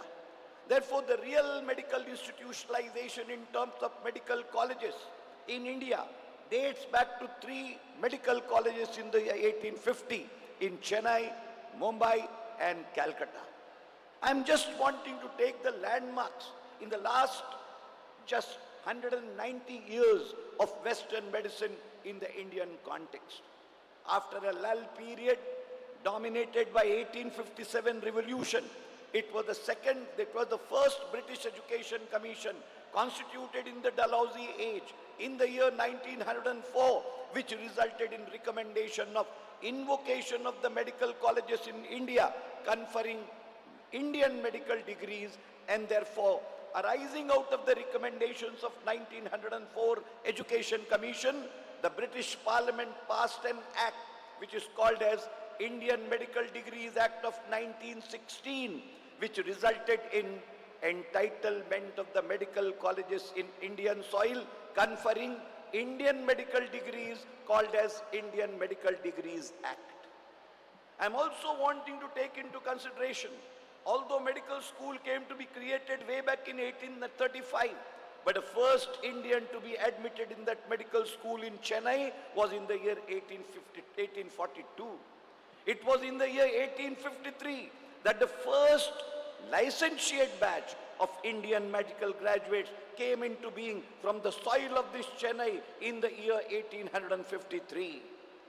Therefore, I have every moral right, I have every privilege, and it's a dream come true to be talking about the globalization of the medical education on the soil of Chennai, which as an Indian, I derive my own privilege, ladies and gentlemen. The second important parable which I am wanting to draw home is that after 1916, and another important parable has to be taken note of. Indian medical degrees came to be conferred, but Indian medical graduates were not registered with any council in India. The registration was with General Medical Council of Britain. In the year 1934, British Parliament again passed an act, which is Indian Medical Council Act 1934, which resulted in creation of an Indian Medical Council, which Indian medical registers came to be registered, and that is the first repository of Indian Medical Register in the year 1934. I am straightway taking on to 15th August 1947, when you and me achieved freedom. What was the status of medical education on 15th August 1947 is required to be taken note of. On 15th August, India had 17 medical colleges on its soil. The total intake capacity which Dr. Wagmare just now put as 1,29,903. Today, it was only 942 then on 15th August 1947. If you take into consideration the pace of development from 1947 to 1965, only 65 medical schools were there on the Indian soil. By 1983-84, when the new education policy came into being, 105 medical colleges were on the Indian soil. On 1991, when the liberalization began in this country, India had only 203 medical colleges. When me and Dr. Desai took over the reins of Medical Council, we had only 205 medical colleges, and today India has 824 medical colleges under its belt. This is the quantitative growth of medical education in this country, ladies and gentlemen. It has not taken place accidentally. The growth and development which I am telling you in terms of numbers has to be noted in context of certain inputs which have taken place. Radhakrishnan Commission report, the mother edifice of higher education in free India, followed by Balwant Rai Mehta Committee, Kartar Singh Committee, Agarwal Committee, Bajaj Committee, New Education Policy of 1984, followed by A.K. Mukherjee Committee, and then ultimately ending up in repeal of the IMC Act 1954 by NMC Act of 2019 and 2020 National Education Policy. These are the benchmark documents. It is Balwant Rai Mehta Commission which came to be being, arising out of which in the year 1984, Rajiv Gandhi as the Prime Minister was the person who came to notify the first national health policy of this country, followed by the declaration of medical education policy in this country. These are the benchmarks, ladies and gentlemen, which are to be borne in mind. And today, there are certain events by virtue of which the doors of globalization for the Indian context have opened. I am narrating only three important landmarks. 1910, the Abraham Flexner's report, it gave a global model of institutionalization of medical education. India was lucky that in the year 1910, after Canadian experimentation, when the world was finalizing the global model of medical education in the form of Flexnerian model, 1916, India had Indian Medical Degrees Act, resulting in incorporation of Flexnerian model into the Indian context in 1916 itself. The reorientation model of medical education put across by World Health Organization way back in 1971-72 reflecting the spices model put across by Dr. Ronald Harden for the purposes of consumption of the global community, came to be incorporated in India in the year 1978 as the reformative model of medical education.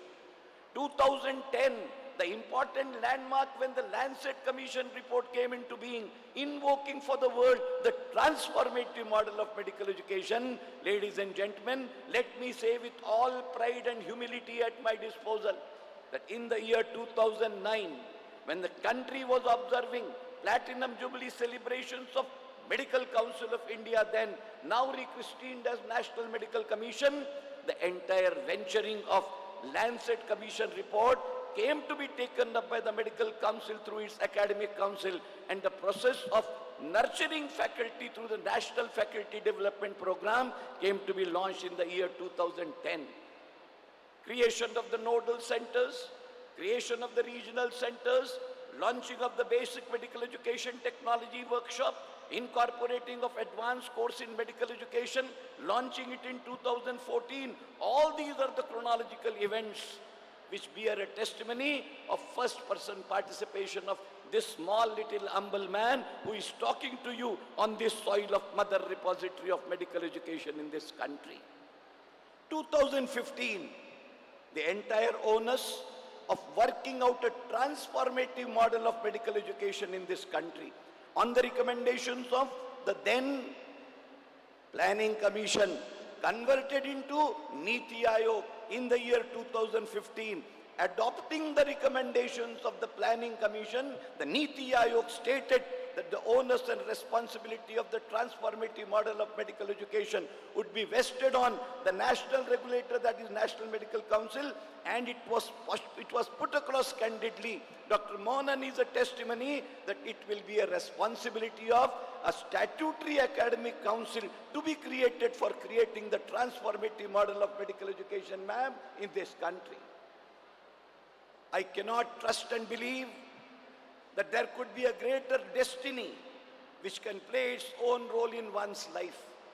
That humble small little man who was a beneficiary of the Ronald Harden Spices model, the country vested the responsibility of penning down transformative model of medical education, which is today known as the competency-based medical education, onto the chairman and the committee of the Medical Council of India, which was headed by none then this humble little man standing and speaking to all of you. Country has today, in the year 2019, transformative model of medical education in its definitive form, in the form of competency-based medical education model. The entire structuring of institutional reforms, the entire articulation of the instructional reforms, including the capacity building of the teaching faculty in this country, which has been worked out, has resulted in something unique, ladies and gentlemen, which had never taken before. It was very much in the year 2015 that the incorporation that even the entire world, I am telling you, envies in regard to the Indian model of medical education is inclusion of an ATCOM module where the world still is falling short. And that ATCOM module is not a single-minded creation of this man talking to you. And that is the reason I say, why Dr. Russell is my mentor. Professor Russell is my mentor, not because I fancy him, but it was he who in my maiden discussion in the year 2015 suggested to me that ATCOM module which Dr. Mishra you are having, it has to be converted into inclusion of the ethical corporation in therein. And therefore what was Mohanan? Only attitude and communication. It was this gentleman who got it converted into attitude, ethics and communication, as a result of which the world is looking at us as something unique and distinct entity which has been created in the competency-based medical education model. A quality-centric model, an instructional model, an emphatic model, a model which is absolutely expected to be the front runner in the context of Indian medical education, was a bold revolutionary step. And let me tell you, Chairperson, through you, to the entire audience, that a milestone which had never occurred from 15th August 47 till 20th September 2023, a revolution took place. What was that? On 20th September 2023, never before chairperson, World Federation for Medical Education recognized National Medical Education Regulator for a period of 10 years, stating that the transformative model of medical education in the form of competency-based medical education in terms of its structural articulation is akin to the global standards, and therefore National Medical Educator of India was recognized by the World Federation for Medical Education, not for a year, not for 2 years, not for 5 years, but for a full period of 10 years up to 22nd of September 2033. What was the net outcome thereof? What is the gain thereof? What is the purposive targeted dispensation which came to be set out for the Indian cause? Unbelievable, incredible, ladies and gentlemen. In one stroke of destiny, what Pandit Nehru called as tryst with destiny, this humble man is talking of tryst of medical education with destined destination in the form of its destiny occurred on 20th of September 2023.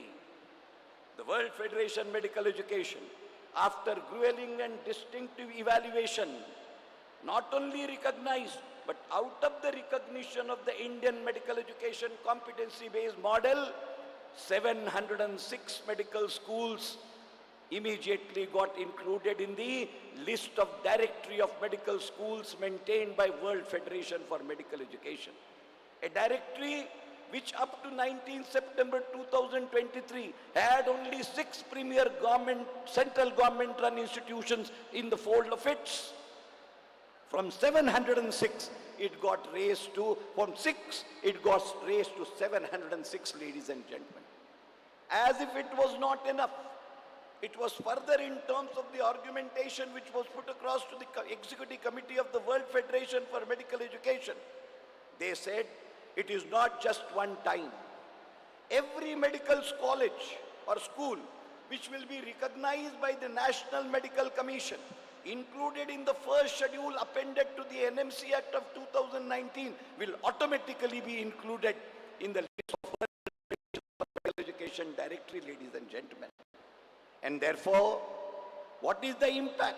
Why I am saying the doors of globalization for medical education in the world are absolutely open in terms of the dream which has been envisioned by Honorable Prime Minister of this country, contemplating India to be Vishwaguru in the 21st century in terms of true prophetic depiction of Abdul Kalam, wherein he categorically said the 21st century has to belong to India, basically because of its demographic dividends getting converted into precious human resource. Ladies and gentlemen, very rightly put in by Dr. Lalit Bhushan Wagmare, that today India is the largest producer of trained modern medicine health power in the world. Western medicine is not my medicine. That's not Indian medicine. But India is the largest producer of trained health manpower in the world. What we carried in terms of colonial legacy of Britishers, today India has a model of medical education. India is the single largest producer of trained manpower, and therefore India alone will be the provider of global health manpower beyond 2035 to the entire world. This is the $1 million depiction which has to be borne in mind. What has been put across by World Health Organization very categorically is something which is voluminously speaking and loudly lauding and saying in its own self. Every third medical graduate, ladies and gentlemen, beyond 2035, every third medical graduate in Western medicine will be from Indian medical colleges. This is your strength. This is the strength of medical education in this country. This is the power of medical education in this country. It's not that India has to knock the doors of the globe. The globe has come down to India for fulfilling its needs, and therefore India is not to be there searching for its gateway. The gateway has come down to Indian medical education. Madam Chairpersons, there could be n number of concerns which can be put across. Not that the road has reached its destination.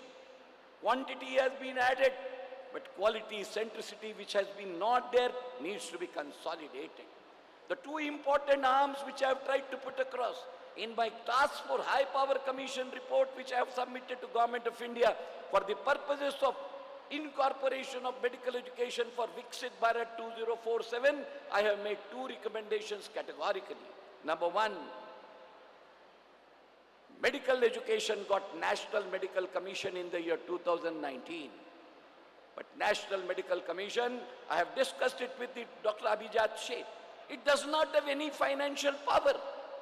Pandit Nehru created University Grants Commission, incorporated Section 12B under it, and therefore the government allocable funds to University Grants Commission are available to higher education for the entire developmental purposes, not through government, but through University Grants Commission. What is the use of a commission which does not have any financial powers? Therefore, I have proposed that what is incorporated in the form of 12B in the University Grants Commission Act, that should be incorporated in the National Medical Commission Act, so that medical colleges in this country are entitled to developmental grants so as to make the quality centricity a realistic domain in the truest sense. The second important parable which I said, it was our vision that we undertook the entire faculty development program without even one naya paisa ka help from any government, either state or central. It was out of the corpus created for that purpose by the Medical Council of India and now by the National Medical Commission that the faculty development program is being run in this country. This is insufficient. If you have got 101 to 828 medical colleges, you have 103,000 full-time faculty in this 828 medical colleges, ladies and gentlemen. Where exactly their periodic capacity building is to be there? Where exactly their update is to be required to be worked out? And therefore I have suggested the academic staff colleges created in terms of the new education policy of 1984, 79 in number.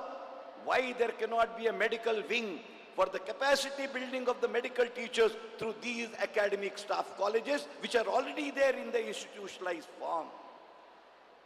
There are challenges, ladies and gentlemen. There are hardships.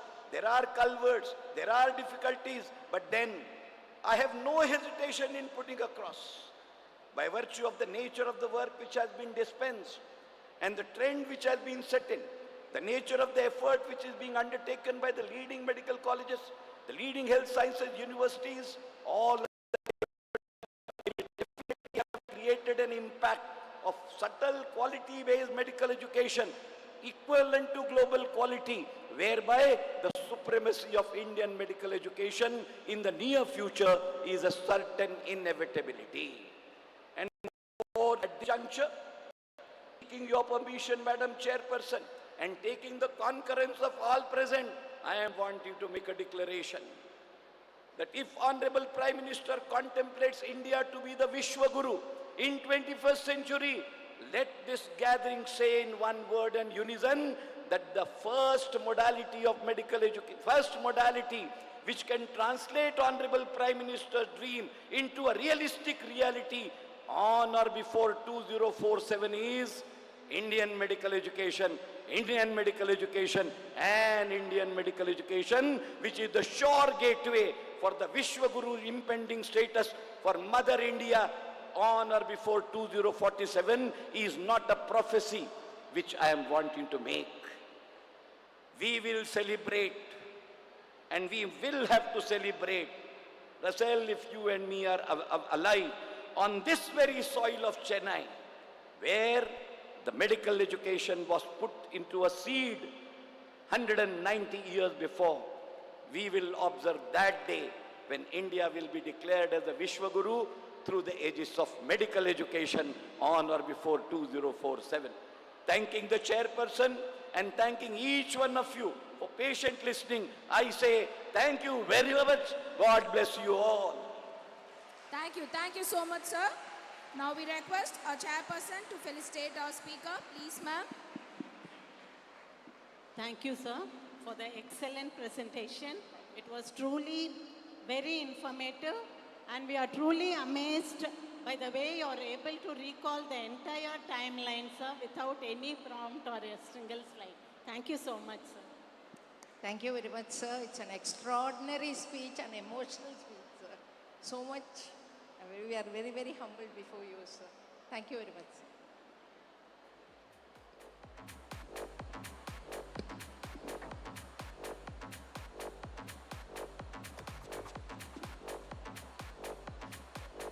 Check, check.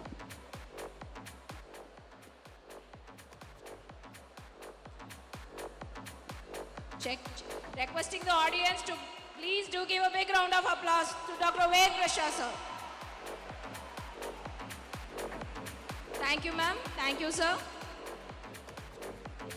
Now requesting Dr. Lalit Kumar, sir, Professor and HOD, Department of Surgery, to felicitate us chairperson, sir, onto the stage. Please, sir.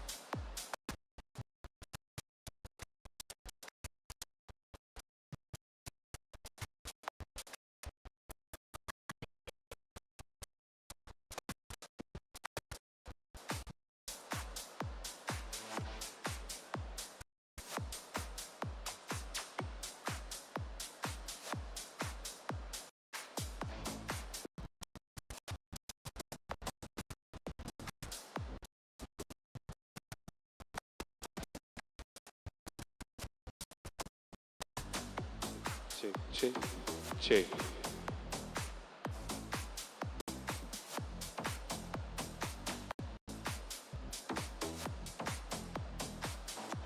Che, che, che.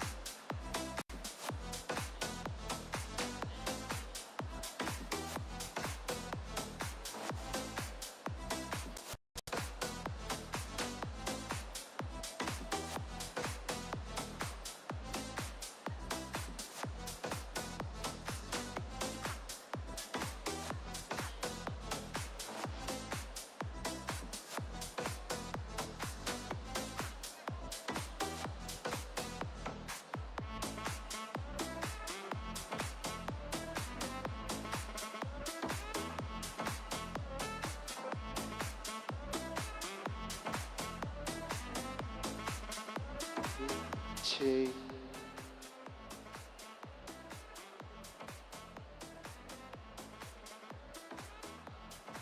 Che, che.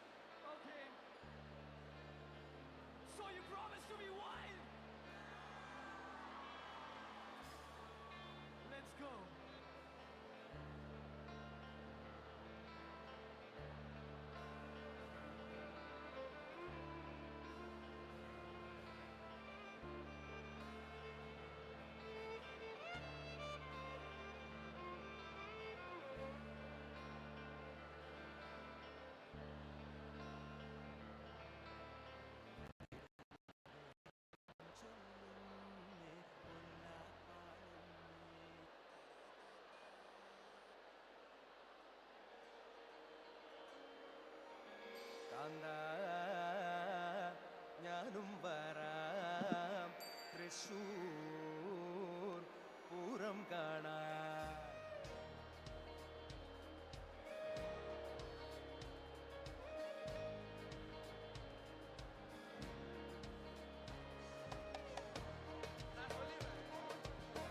I request you.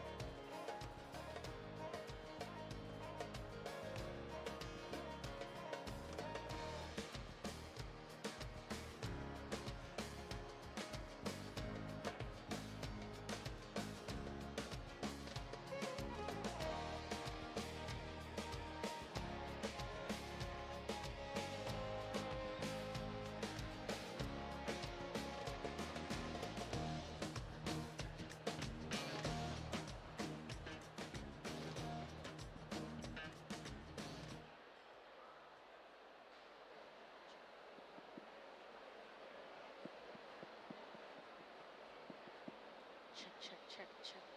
Good morning. We are now moving on to the inauguration ceremony. We request all the dignitaries to occupy the chairs on the dais, please.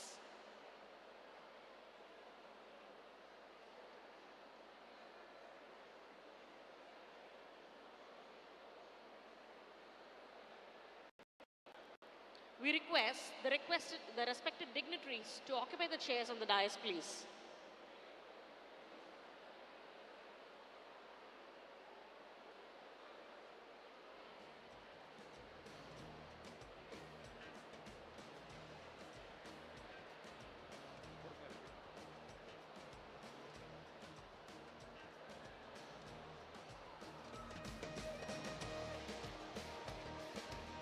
We are about to commence the inauguration ceremony, and we request all the dignitaries to occupy the chairs on the dais, please.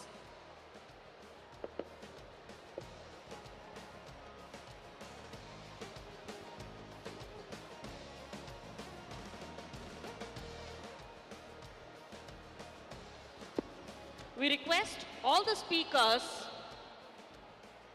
the deans of ACS, SLM, Senior Director, AMRI, Special Officer, ACS, Special Officer, SLM, Advisor Sir, Dental Principal, ACS Principal, SLM Principal, AHS Principal, Principal of Pharmacy, Principal of Nursing, Principal of Physiotherapy, Medical Superintendents of ACS and SLM, Medical Director, ACS, PG Director, ACS, PG Director, SLM, Dr. Satyamurthy Sir, Dr. Praveen Sir, Dr. Basavaraj Sir, Dr. G. Praveen Sir, Dr. Yogesh Sir, Dr. Roshan Sir, Dr. Naveen Sir, Dean RRMCH, and all the respected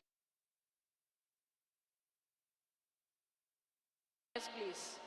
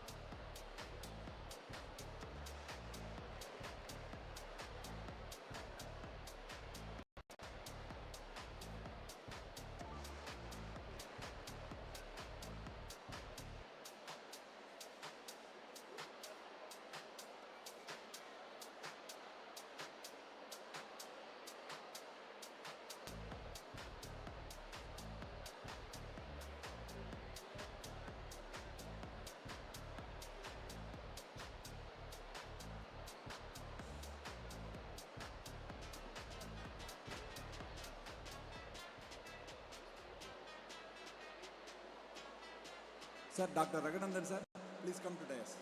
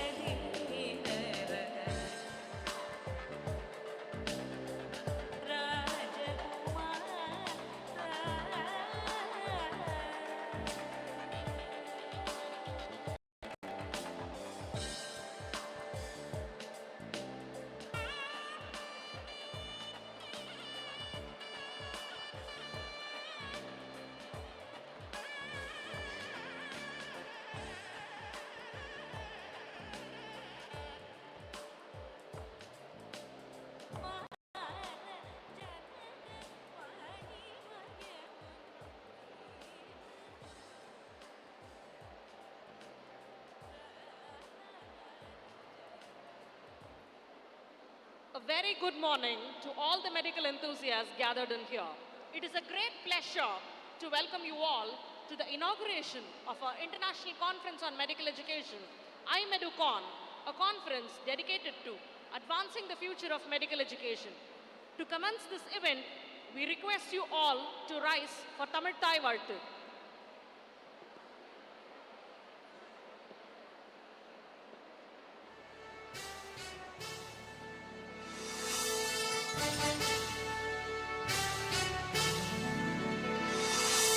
நீராறும் கடலொடுத்த நிலமடந்தை கெழிலொழுகும் சீராறும் மதனமென திகழ்வரத கண்டமிதில் எக்கணமும் அதில் சிறந்த திராவிடனல் திருநாடும் தக்க சிறு இறை நுதலும் தரித்தனரும் திலகமுமே அத்திலக வாசனை போல் அனைத்துலகும் இன்பமுற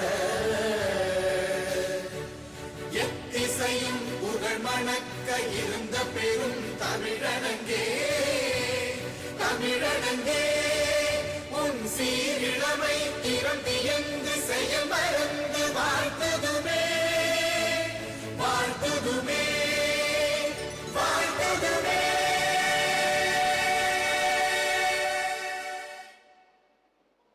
Request everyone to take their seats. Lighting the Kuthuvilakku symbolizes the dispelling of darkness and the illumination of knowledge, wisdom and enlightenment. I now invite our distinguished dignitaries to kindly come forward for the traditional lamp lighting ceremony.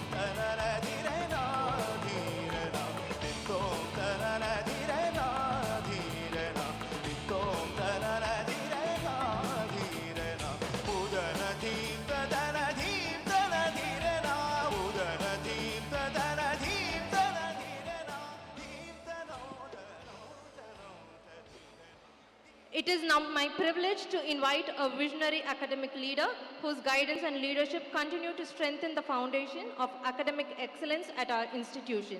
We are honored to welcome the organizing secretary, Dr. T. Balasubramanian, Dean, Sri Lalitambika Medical College and Hospital, to deliver the inaugural address of iMeduCon 26.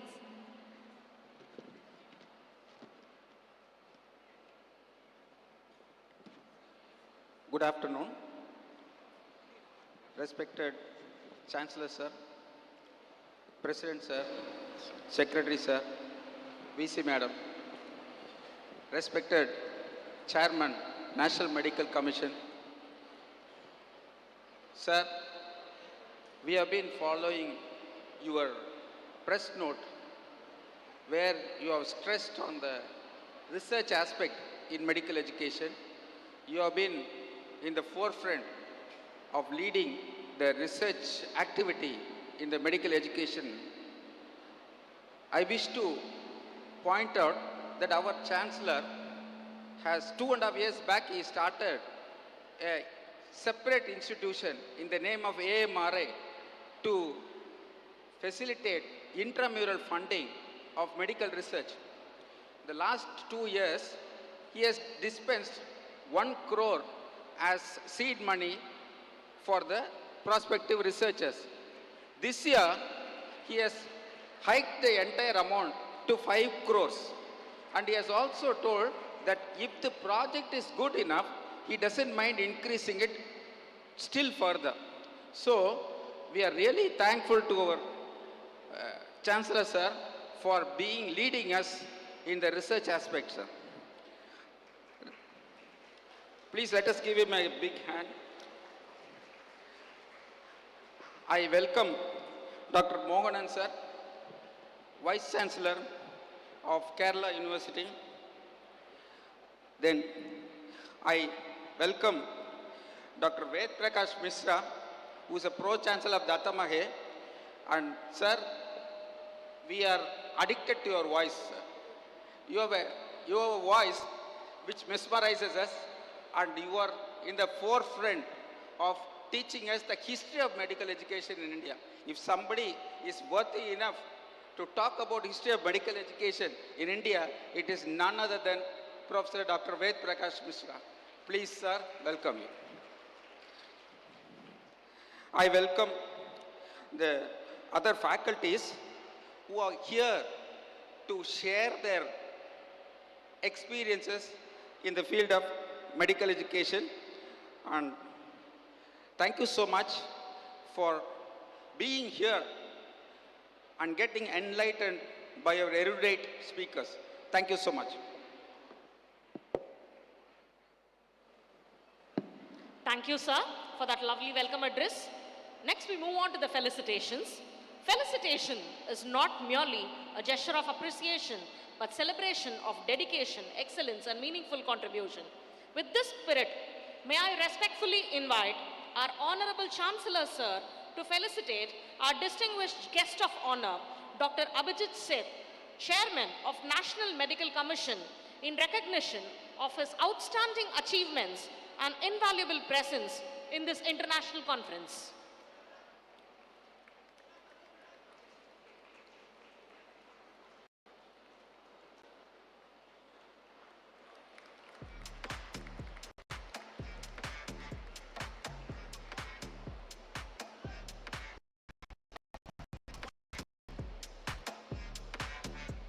Thank you, sir. We now request our deans, Dr. Balasubramanian, sir, Dean of Sri Velappanchavadi Medical College and Hospital, and Dr. Srinivasaraj, sir, Dean of ACS Medical College and Hospital, to honor our respected Chancellor, sir, for his esteemed presence in our conference.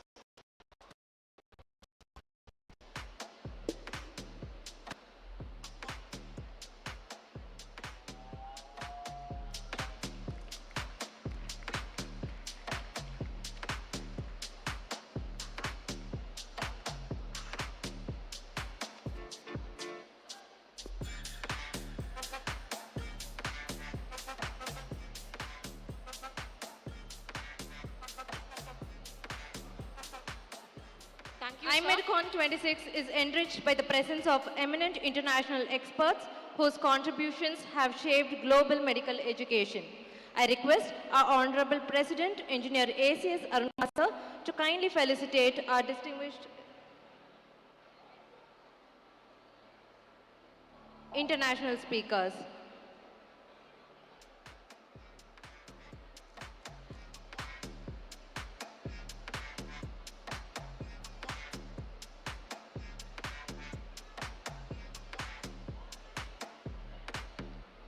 Dr. Russell Franco de Souza, Dean and Professor, International Institute of Organizational Psychological Medicine, Melbourne, Australia.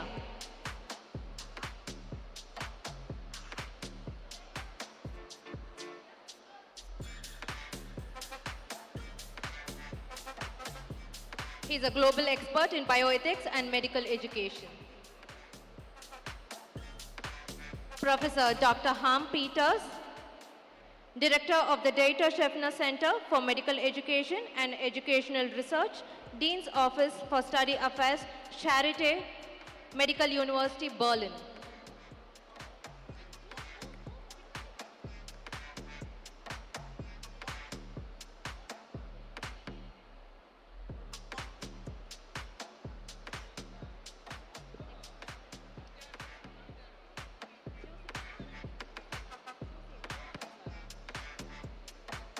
We now request our respected President, sir, to felicitate Dr. Mohanan Kundumal, Vice Chancellor, Kerala University of Health Sciences and University of Kerala.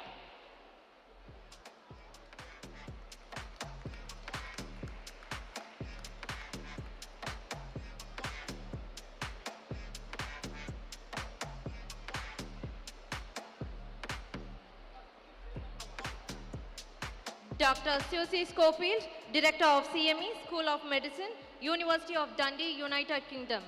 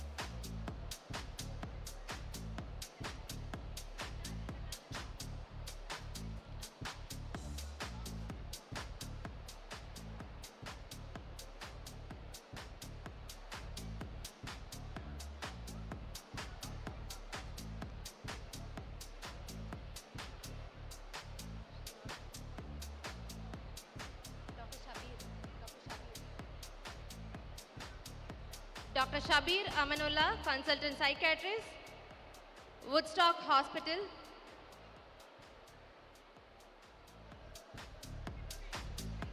Dr. Ved Prakash Mishra, Pro-Chancellor and Chief Advisor, Date Mage Institute of Medical Science, University.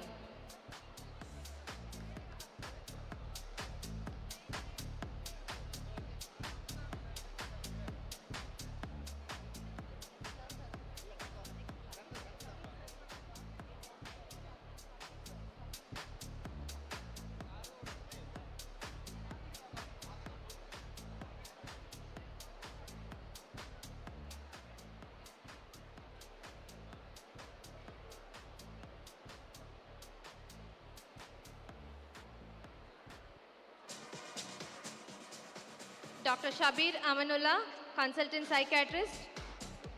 Here.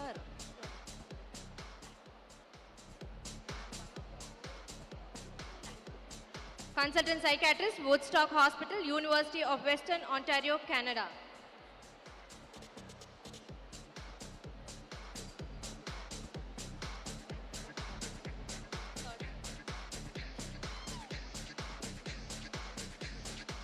We now request our respected Secretary, sir, to felicitate Dr. Kuldeep Singh, Head, Department of Medical Education, Professor and Head, Department of Pediatrics, AIIMS, Jodhpur.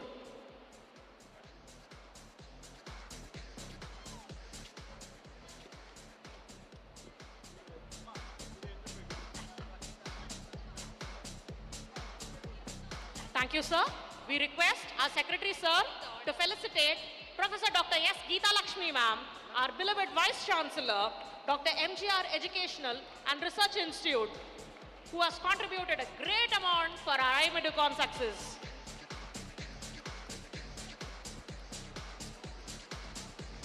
Thank you, sir. We request you to felicitate Dr. Lalit Bhushan Wagmare, Vice Chancellor, Datta Mage Institute of Higher Education and Research, Savangi, Varda.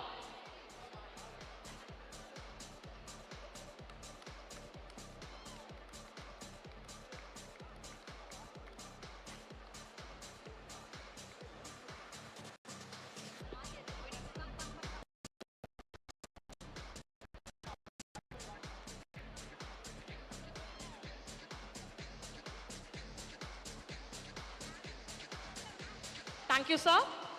We now request our Secretary, sir, to felicitate Dr. Kadambari Dharani Praga, Dean, Research and Development, also Professor of Surgery, JIPMA, Pondicherry.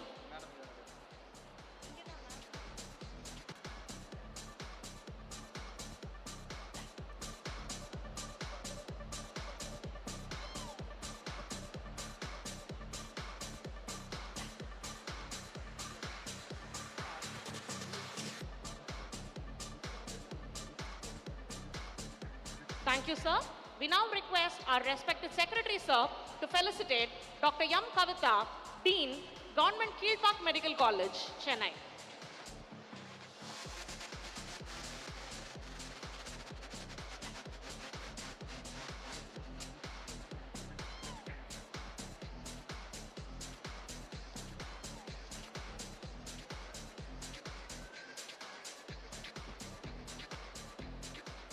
Thank you, sir.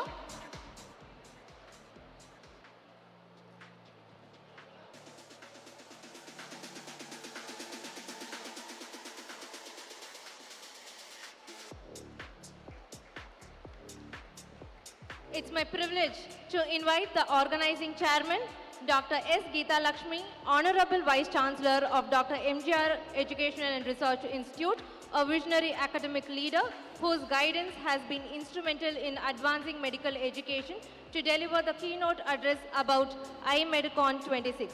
She has served as the former Vice Chancellor of the Tamil Nadu Dr. M.G.R. Medical University, the former DME, and ma'am's illustrious career in medical education, governance, and institutional leadership continues to inspire generations of healthcare professionals. May I now request our Vice Chancellor ma'am to address the gathering. A very good morning to my delegates. Very good morning, my delegates, participants, faculty of various medical colleges from our state and other state. My respects go to our Chancellor, A.C. Shanmugam, and our President, A.C.S. Arun Kumar, and our Secretary, Mr. Ravi Kumar, for giving a lead and an opportunity to showcase what is medical education and health sciences through a big stalwart of people who are for a very long time being in medical education. Thank you, sir, for giving us the opportunity. And of course, I would say that all the dignitaries on the dais from the morning you would have heard. In fact, this idea of making this conference was just mooted about 5 to 6 months back, but slowly it had grown up. And I could take many of the big persons in the medical education into being the speakers in this conference. And of course, I would say Dr. Velappanchavadi Mishra, and many of them here, Dr. Russell D'Souza and Dr. Abhijit. In fact, they are very good. We are in a group in the medical education. And of course, I would appreciate Dr. Abhijit Seth for giving immediate, I will come for the chief guest as the conference. Thank you, sir. Immediately he replied, no date. I said, maybe it is on 5th. That is how we have to imbibe the quality of him from him. Thank you very much. And of course, all the committee members, many of the committee members, their coordinators, who have worked day and night to make this conference successful. And I thank my dear speakers here. Of course, I would say all my friends here and my international speakers who have come a long way with a long haul in between to make this medical education conference a success. Thank you one and all. And I thank you. And I also wish to give the message from our Chancellor, who is not well. I think so. He is gone for his little break. And he has given his welcoming to the Chairman of National Medical Commission, Dr. Abhijit Chandrakant Seth, Mohan Kunnamal, Vice Chancellor, Kerala University, Lalit Bhushan, Dattamage Institute Vice Chancellor, and other eminent speakers of the 7 countries from where they have come, and wishing the iMeduCon International Conference, which is organized by Dr. M.G.R. Educational Research Institute, with the sole intention of elevating our teaching standards up to prevailing international levels. So he is privileged to have over 100 globally recognized doctors who are attending this conference, and he also says that he is happy to state that more than 2,500 delegates are attending this conference, making it a grand success. So thank you. This is the message given by our Chancellor. Thank you one and all. Thank you, ma'am. Thank you for being such a source of enigma for us, ma'am. 5 international speakers, 7 distinguished national speakers, 4 colleges getting together, 6 different streams joining hands to conduct an international conference on medical education of this scale is not something you get to witness on an everyday basis. To talk about the remarkable journey and the milestones of iMeduCon, we now invite Dr. Srinivasa Raj sir, our beloved Dean of ACS Medical College and Hospital. Over to you, sir.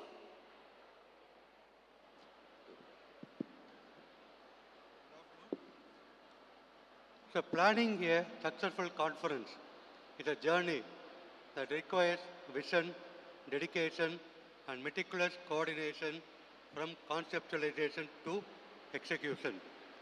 After the remarkable success of the International Conference, ethos on medical ethics, organized under the dynamic leadership of our Vice Chancellor, Madam, she is our former Vice Chancellor of Tamil Nadu M.G.R. University, and with continuous guidance and support from our Chancellor, our President, our Secretary, sir, this idea of International Conference was born.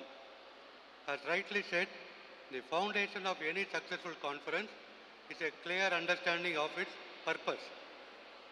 Our purpose for this conference is to embrace the rapid developments in technology within medical education. With the vision, the theme Advances in Medical Education was adopted and the title iMeduCon was chosen, symbolizing innovation, integration and progress in education for the healthcare professionals. The next important step is to identify the target audience.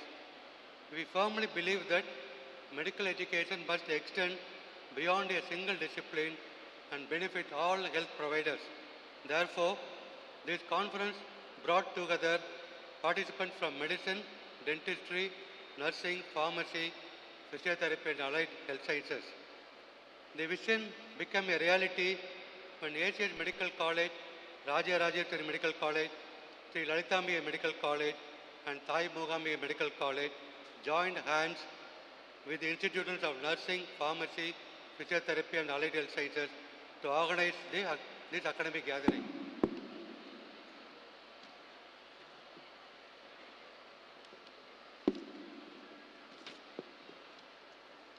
Thoughtfully designed in-person events, including plenary sessions, paper presentations and poster presentations were planned to encourage knowledge sharing, research dissemination and meaningful academic dialogues. One of the most significant milestones in this journey was the selection of the distinguished speakers. We are deeply honored to have Dr. Abhijit Chandrakant Seth, Chairman of the National Medical Commission, as our chief guest. The gracious acceptance of renowned international and national speakers reflects their commitment to strengthening medical education. A well-structured agenda is the backbone of any successful conference. With this in mind, we carefully curated sessions, workshops, keynote addresses, and academic activities that align seamlessly with the conference theme and objective, ensuring both intellectual enrichment and active engagement. Behind every successful event is a strong, committed team. Effective event management demanded collaboration, precision, and sharing responsibility.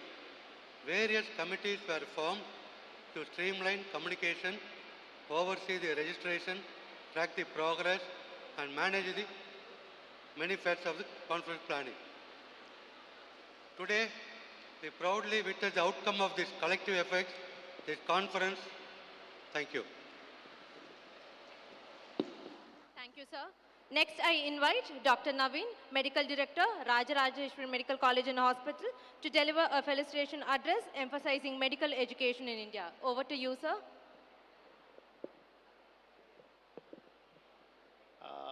Good afternoon, everyone.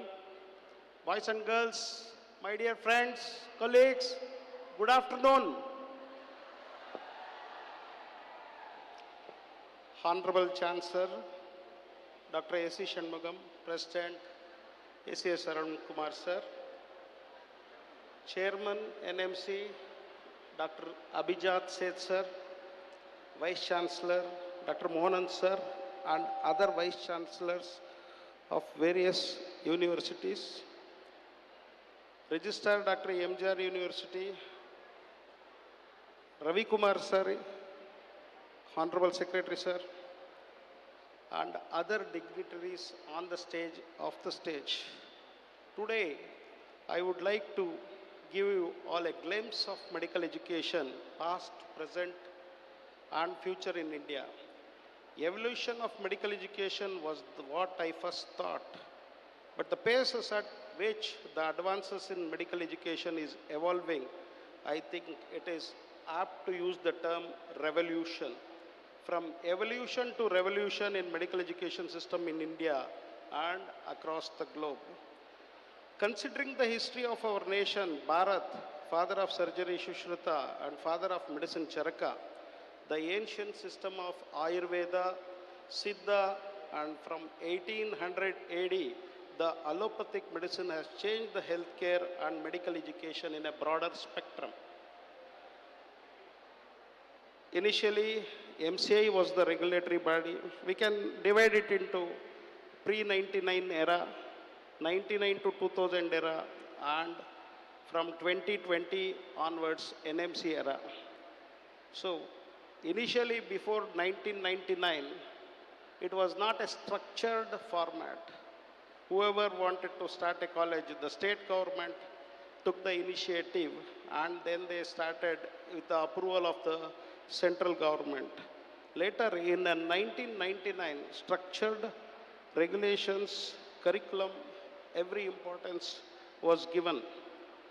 And so many colleges were started, as our Honorable Velappanchavadi Mishra sir told. He gave in-depth detail in what was in 1850, what was in 1947, what was in 1991, and what is today. So in advanced countries, medical curriculum deeply integrates skill lab training, which is very much required before patient-to-doctor contact. Utilizing advanced technology, high-fidelity, immersive, and AI-driven simulators are common in most academic hospitals. In India, we are now rapidly adopting simulation, shifting from traditional patient-based learning to using AI, VR, indigenous, cost-effective, high-fidelity trainers to bridge the gap. Still, we need to maintain the sacred doctor-patient relationship to develop attitude, communication, and ethics, which is found lacking in younger generation. Artificial intelligence. Today, AI algorithms, specifically in radiology and pathology, analyze scans for early detection of lesions, which can be cancerous, and assists in early diagnosis and management. AI helps in predictive analysis, administrative workflow, improves accuracy in detecting abnormalities such as in stroke diagnosis.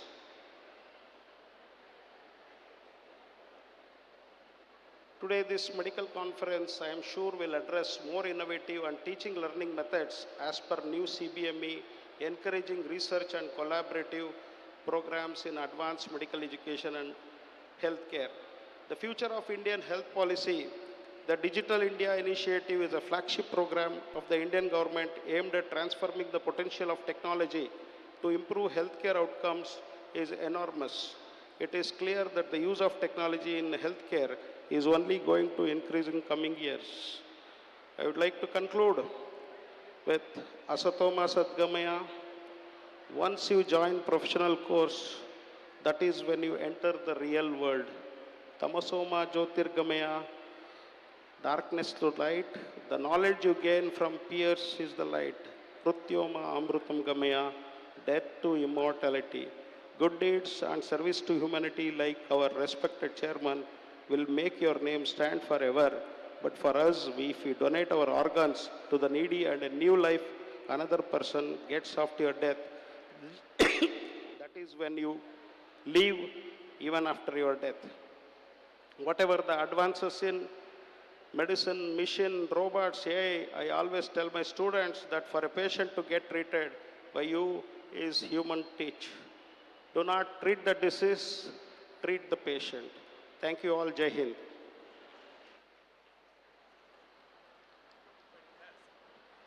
Thank you so much, sir. We now call upon Dr. Russell D'Souza, Dean and Professor of Organizational Psychological Medicine, International Institute of Organizational Psychological Medicine, Melbourne, Australia, to address the gathering.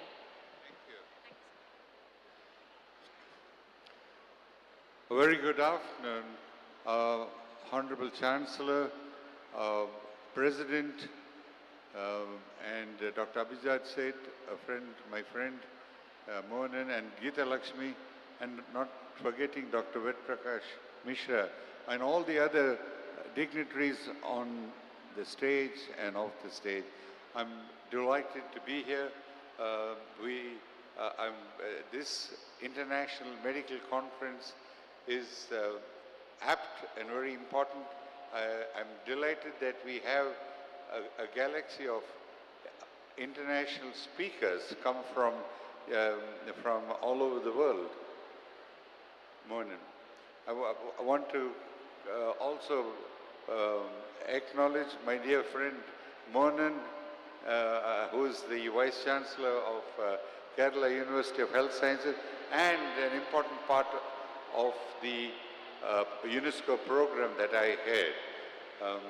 As you know, we have I head the UNESCO chair in bioethics, now the global chair in bioethics, medical and health professional education.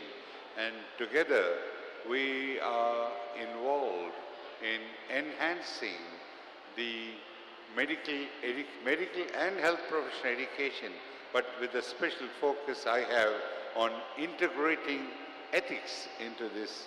I want to acknowledge here the Association of Medical Educators of India, Dr. Velappanchavadi Mishra, the President, and Professor Mary Matthew, the Secretary General.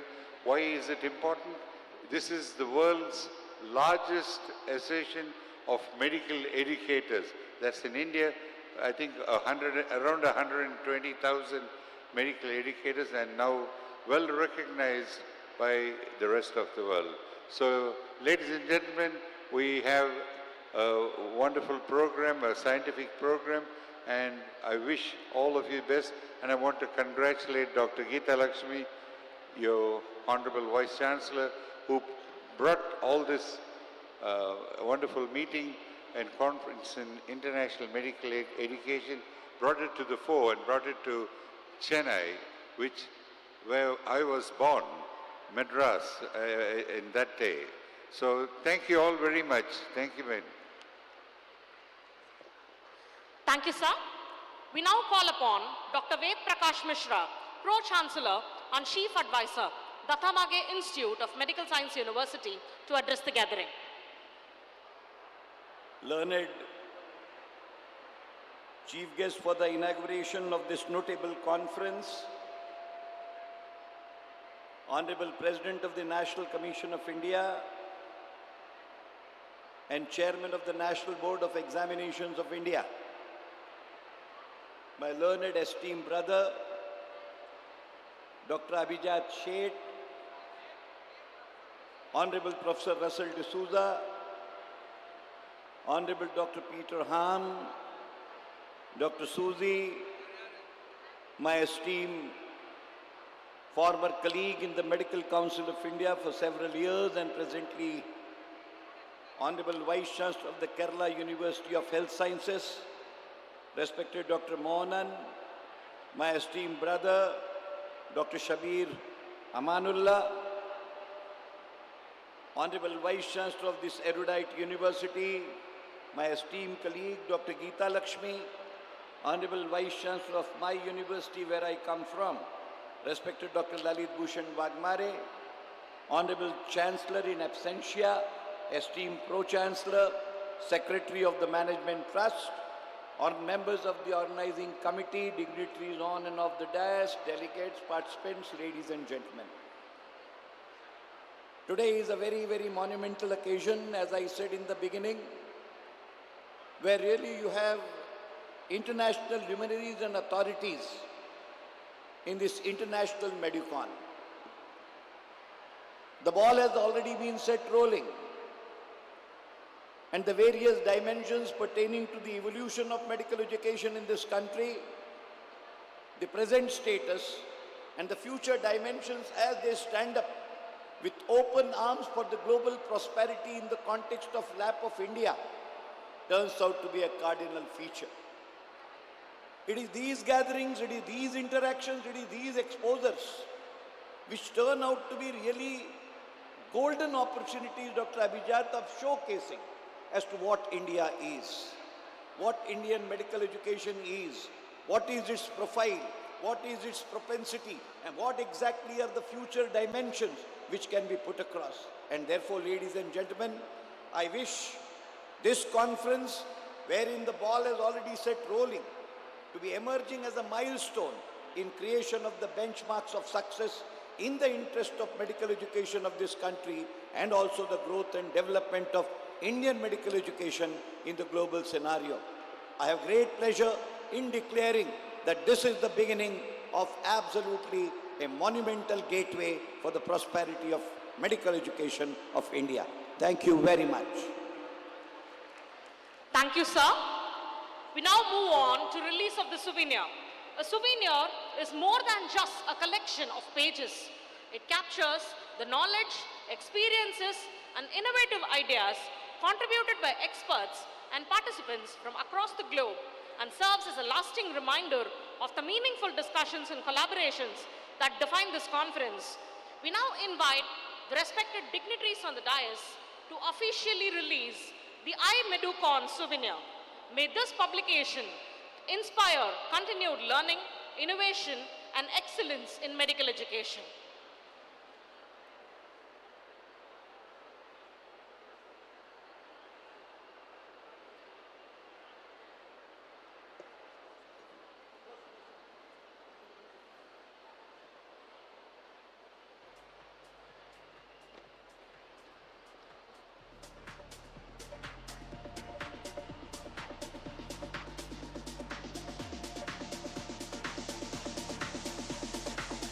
Please give a big round of applause.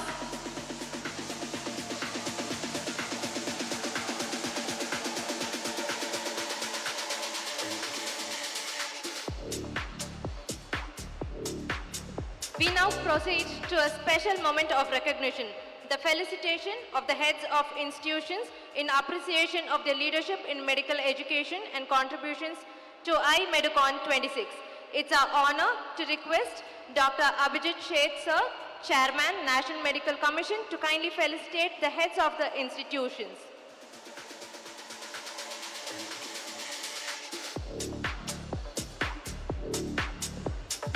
Dr. B. Satyamurthy and team, Dean, RRMCH.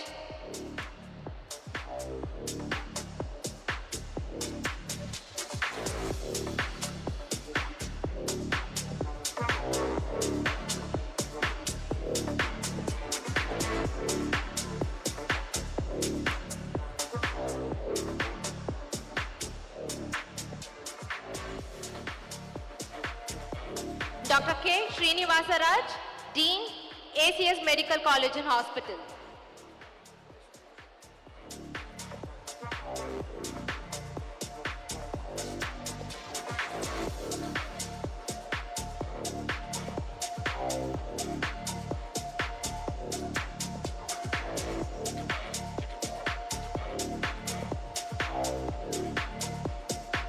Dr. T. Balasubramanian, Dean, Sri Lalitambege Medical College and Hospital.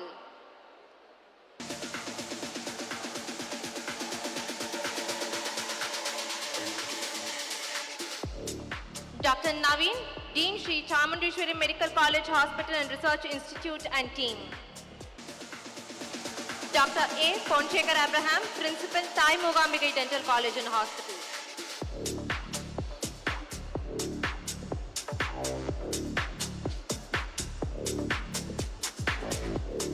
Dr. V. Kalpana Devi, Principal, AHS.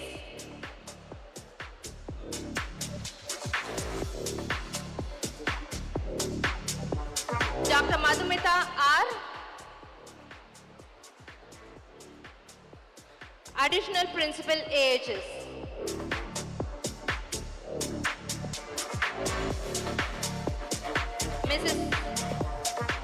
Mrs. Tharani, HOD, Allied Health Sciences.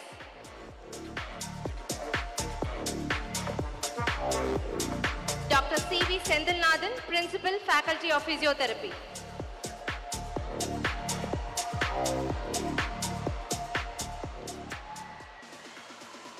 Dr. S. Sudhakar, Principal, Faculty of Physiotherapy.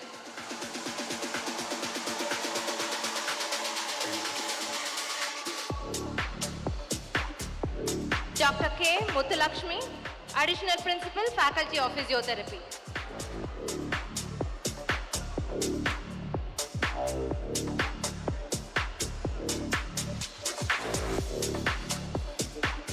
Dr. Hema VH, Principal, Faculty of Nursing.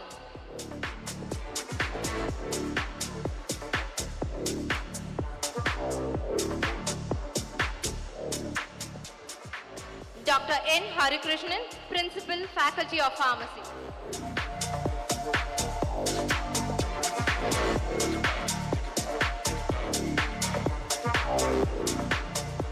Thank you, sir.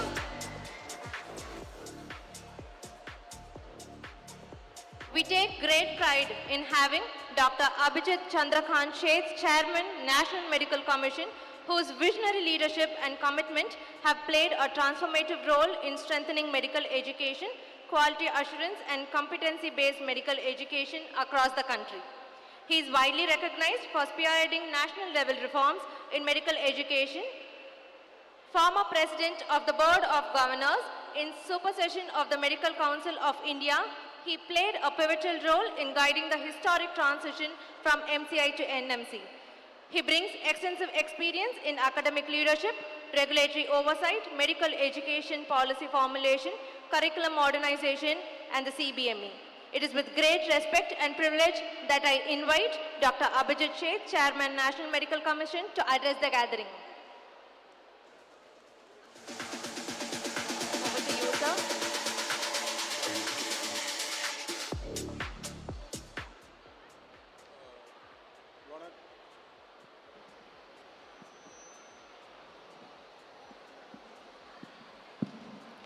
Vanakkam and very good afternoon.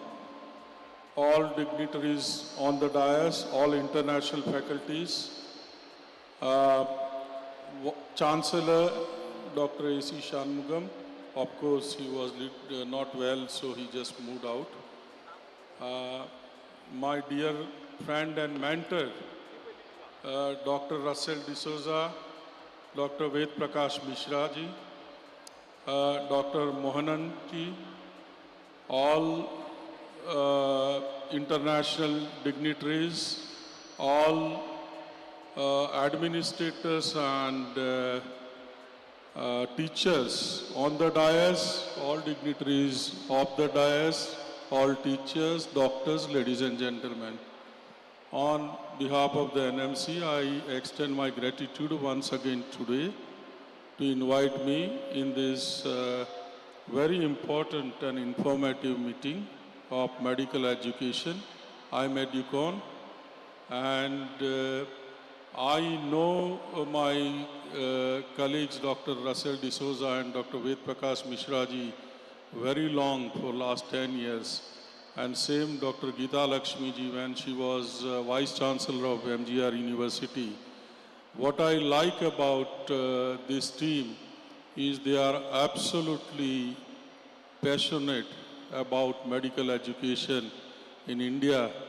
And one example I will quote, that even when I haven't joined National Medical Commission, and at that time there was some issue about the negative report in the Lancet came, and the way Dr. Russell D'Souza and Dr. Ved Prakash Mishra defended our medical education in absolute, modest, firm and professional way to realize how the India medical education is working, how we are providing 100,000 doctors to all over the world. And this is what the international medical education is all about. We may be needing some improvement or reforms, but we are definitely transforming, as Dr. Ved Prakash ji has said in his speech today. I was listening digitally, so that's what exactly what it means all about.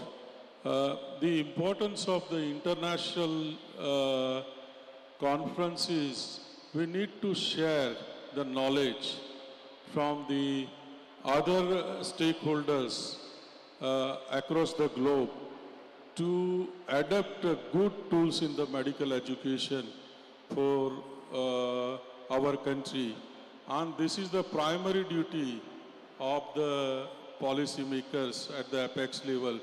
Hence, I never get shy to attend such conferences. Even if I am just a listener, I always listen from them that what are the best tools which we can adapt it for the purpose of betterment of our medical education. What we need today for India, we need a quantity of doctors and health professionals that meets the quality. The day the quantity will meet the quality, we will be achieving a lot of milestones in the medical education. The another important thing which we need is we need to promote the clinical research, and we need to discover a lot of new innovations on our own rather than we rely on the other countries. That is number two, which we want. We need a professionalism. The professionalism is the most vital. And since I have worked in the Western countries, the one of the best part, which is almost, I think, is uniform across all countries, is the professionalism. And this is something which we need to adapt in our system. And last and most important thing is eventually, what is our primary aim? Our primary aim to have uniform health access and to bring the uniformity in the health education. And I think these are the goals which will be only achieved if we work with the participative and inclusive leadership. And hence, I definitely not only support, but I congratulate and compliment Dr. M.G.R. University team, Dr. Geeta Lakshmi, and all the organizers to arrange this conference today. And my best wishes to all of you. Thank you so much.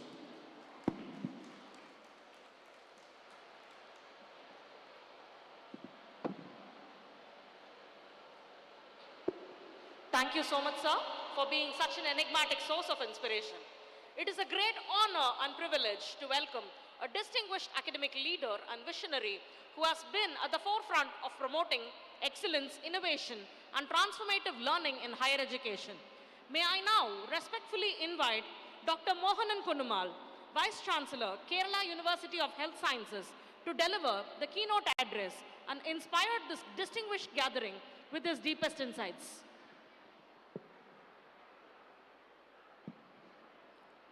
அனைவருக்கும் வணக்கம். What a great meeting. Largest ever meeting conducted in a medical college in India, and that also to discuss about medical education. The greatest leader of medical education in India is leading Abhijit Seth. It's for the first time in the history that a single person is heading the National Medical Commission as well as the National Board. This is history. And that person is here. And that's your luck. And you have the great leaders of medical profession. Velappanchavadi Mishra is here. Our other international faculty, Russell D'Souza is here. He has come all the way from Australia. And all these people are here. And we are together discussing the future of India's medical education. Why should we discuss? Because I am seeing the largest number of health professionals here in front of me. Few weeks ago, our Prime Minister had a discussion with all the Vice Chancellors of India and told us, you please connect with the youth of India and tell them the great news that by 2047, India, that is Bharat, will be world's #1. And I am here to convey that news to all of you. And by 2047, we are going to be on the top, not because the Prime Minister has said, but because 50% of the Indians are below 25 years. The largest number of youth in the world. And that means around 60 crore people are the youth. And the #1 country in the world, USA, has got only 36 crore. So invariably we are going to be on the top. And are we on the top now? Yes, in many areas. When COVID came, all of us was afraid. We were looking for vaccine around. But during the COVID, we made largest number of vaccines, more than 200 crore vaccine, and we gave it to 120 countries free of cost. Do you know 50% of the generic drugs used in USA, UK comes from India. 60% of vaccines the whole globe uses is made in India. And you are the leaders of that India. So when I see you, I am seeing the future leaders. In 2047, maybe even before that, 2037, we will be on the top. And we produce largest number of doctors. And of course, they have to be a good quality, and they are the good quality. I will tell you an example. 3 years ago, I was in USA to attend a conference by the Keralites doctors in USA. Doctors of Kerala origin conducting a meeting in USA, and that meeting contained 500 Kerala doctors. And they said, a lot of people have not come. So the healthcare of a developed nation like USA, UK are under our control. Now, many people used to go. Now you need not go, because we have become much, much better. The world-class treatment anywhere in the world is available at 1/3 cost in India. You think about cardiac transplantation, you could think about renal transplant, any transplantation, 1/3 cost we do, and better quality. And who is doing that? You are the people. And you are the people who are doing it. So I'm so happy that M.G.R. University has thought about a wonderful idea. In fact, this is the correct place this has to happen. The modern medical education started in Chennai.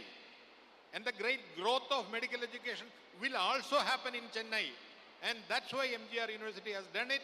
I congratulate M.G.R. University. I congratulate the great chairman, Shanmugam, and of course the Vice Chancellor, my dear friend, Gita Devi, and everyone associated with that. And I tell my youngsters sitting here, you are the future. Are you ready? Are you ready for the future?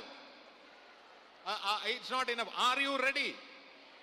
Wonderful. Thank you.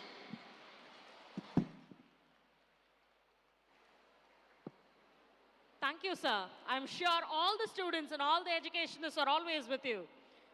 We have now come to the end of inaugural ceremony. On behalf of the organizing committee, we extend our heartfelt thanks to all the dignitaries for kickstarting this prestigious conference. Thank you, everyone.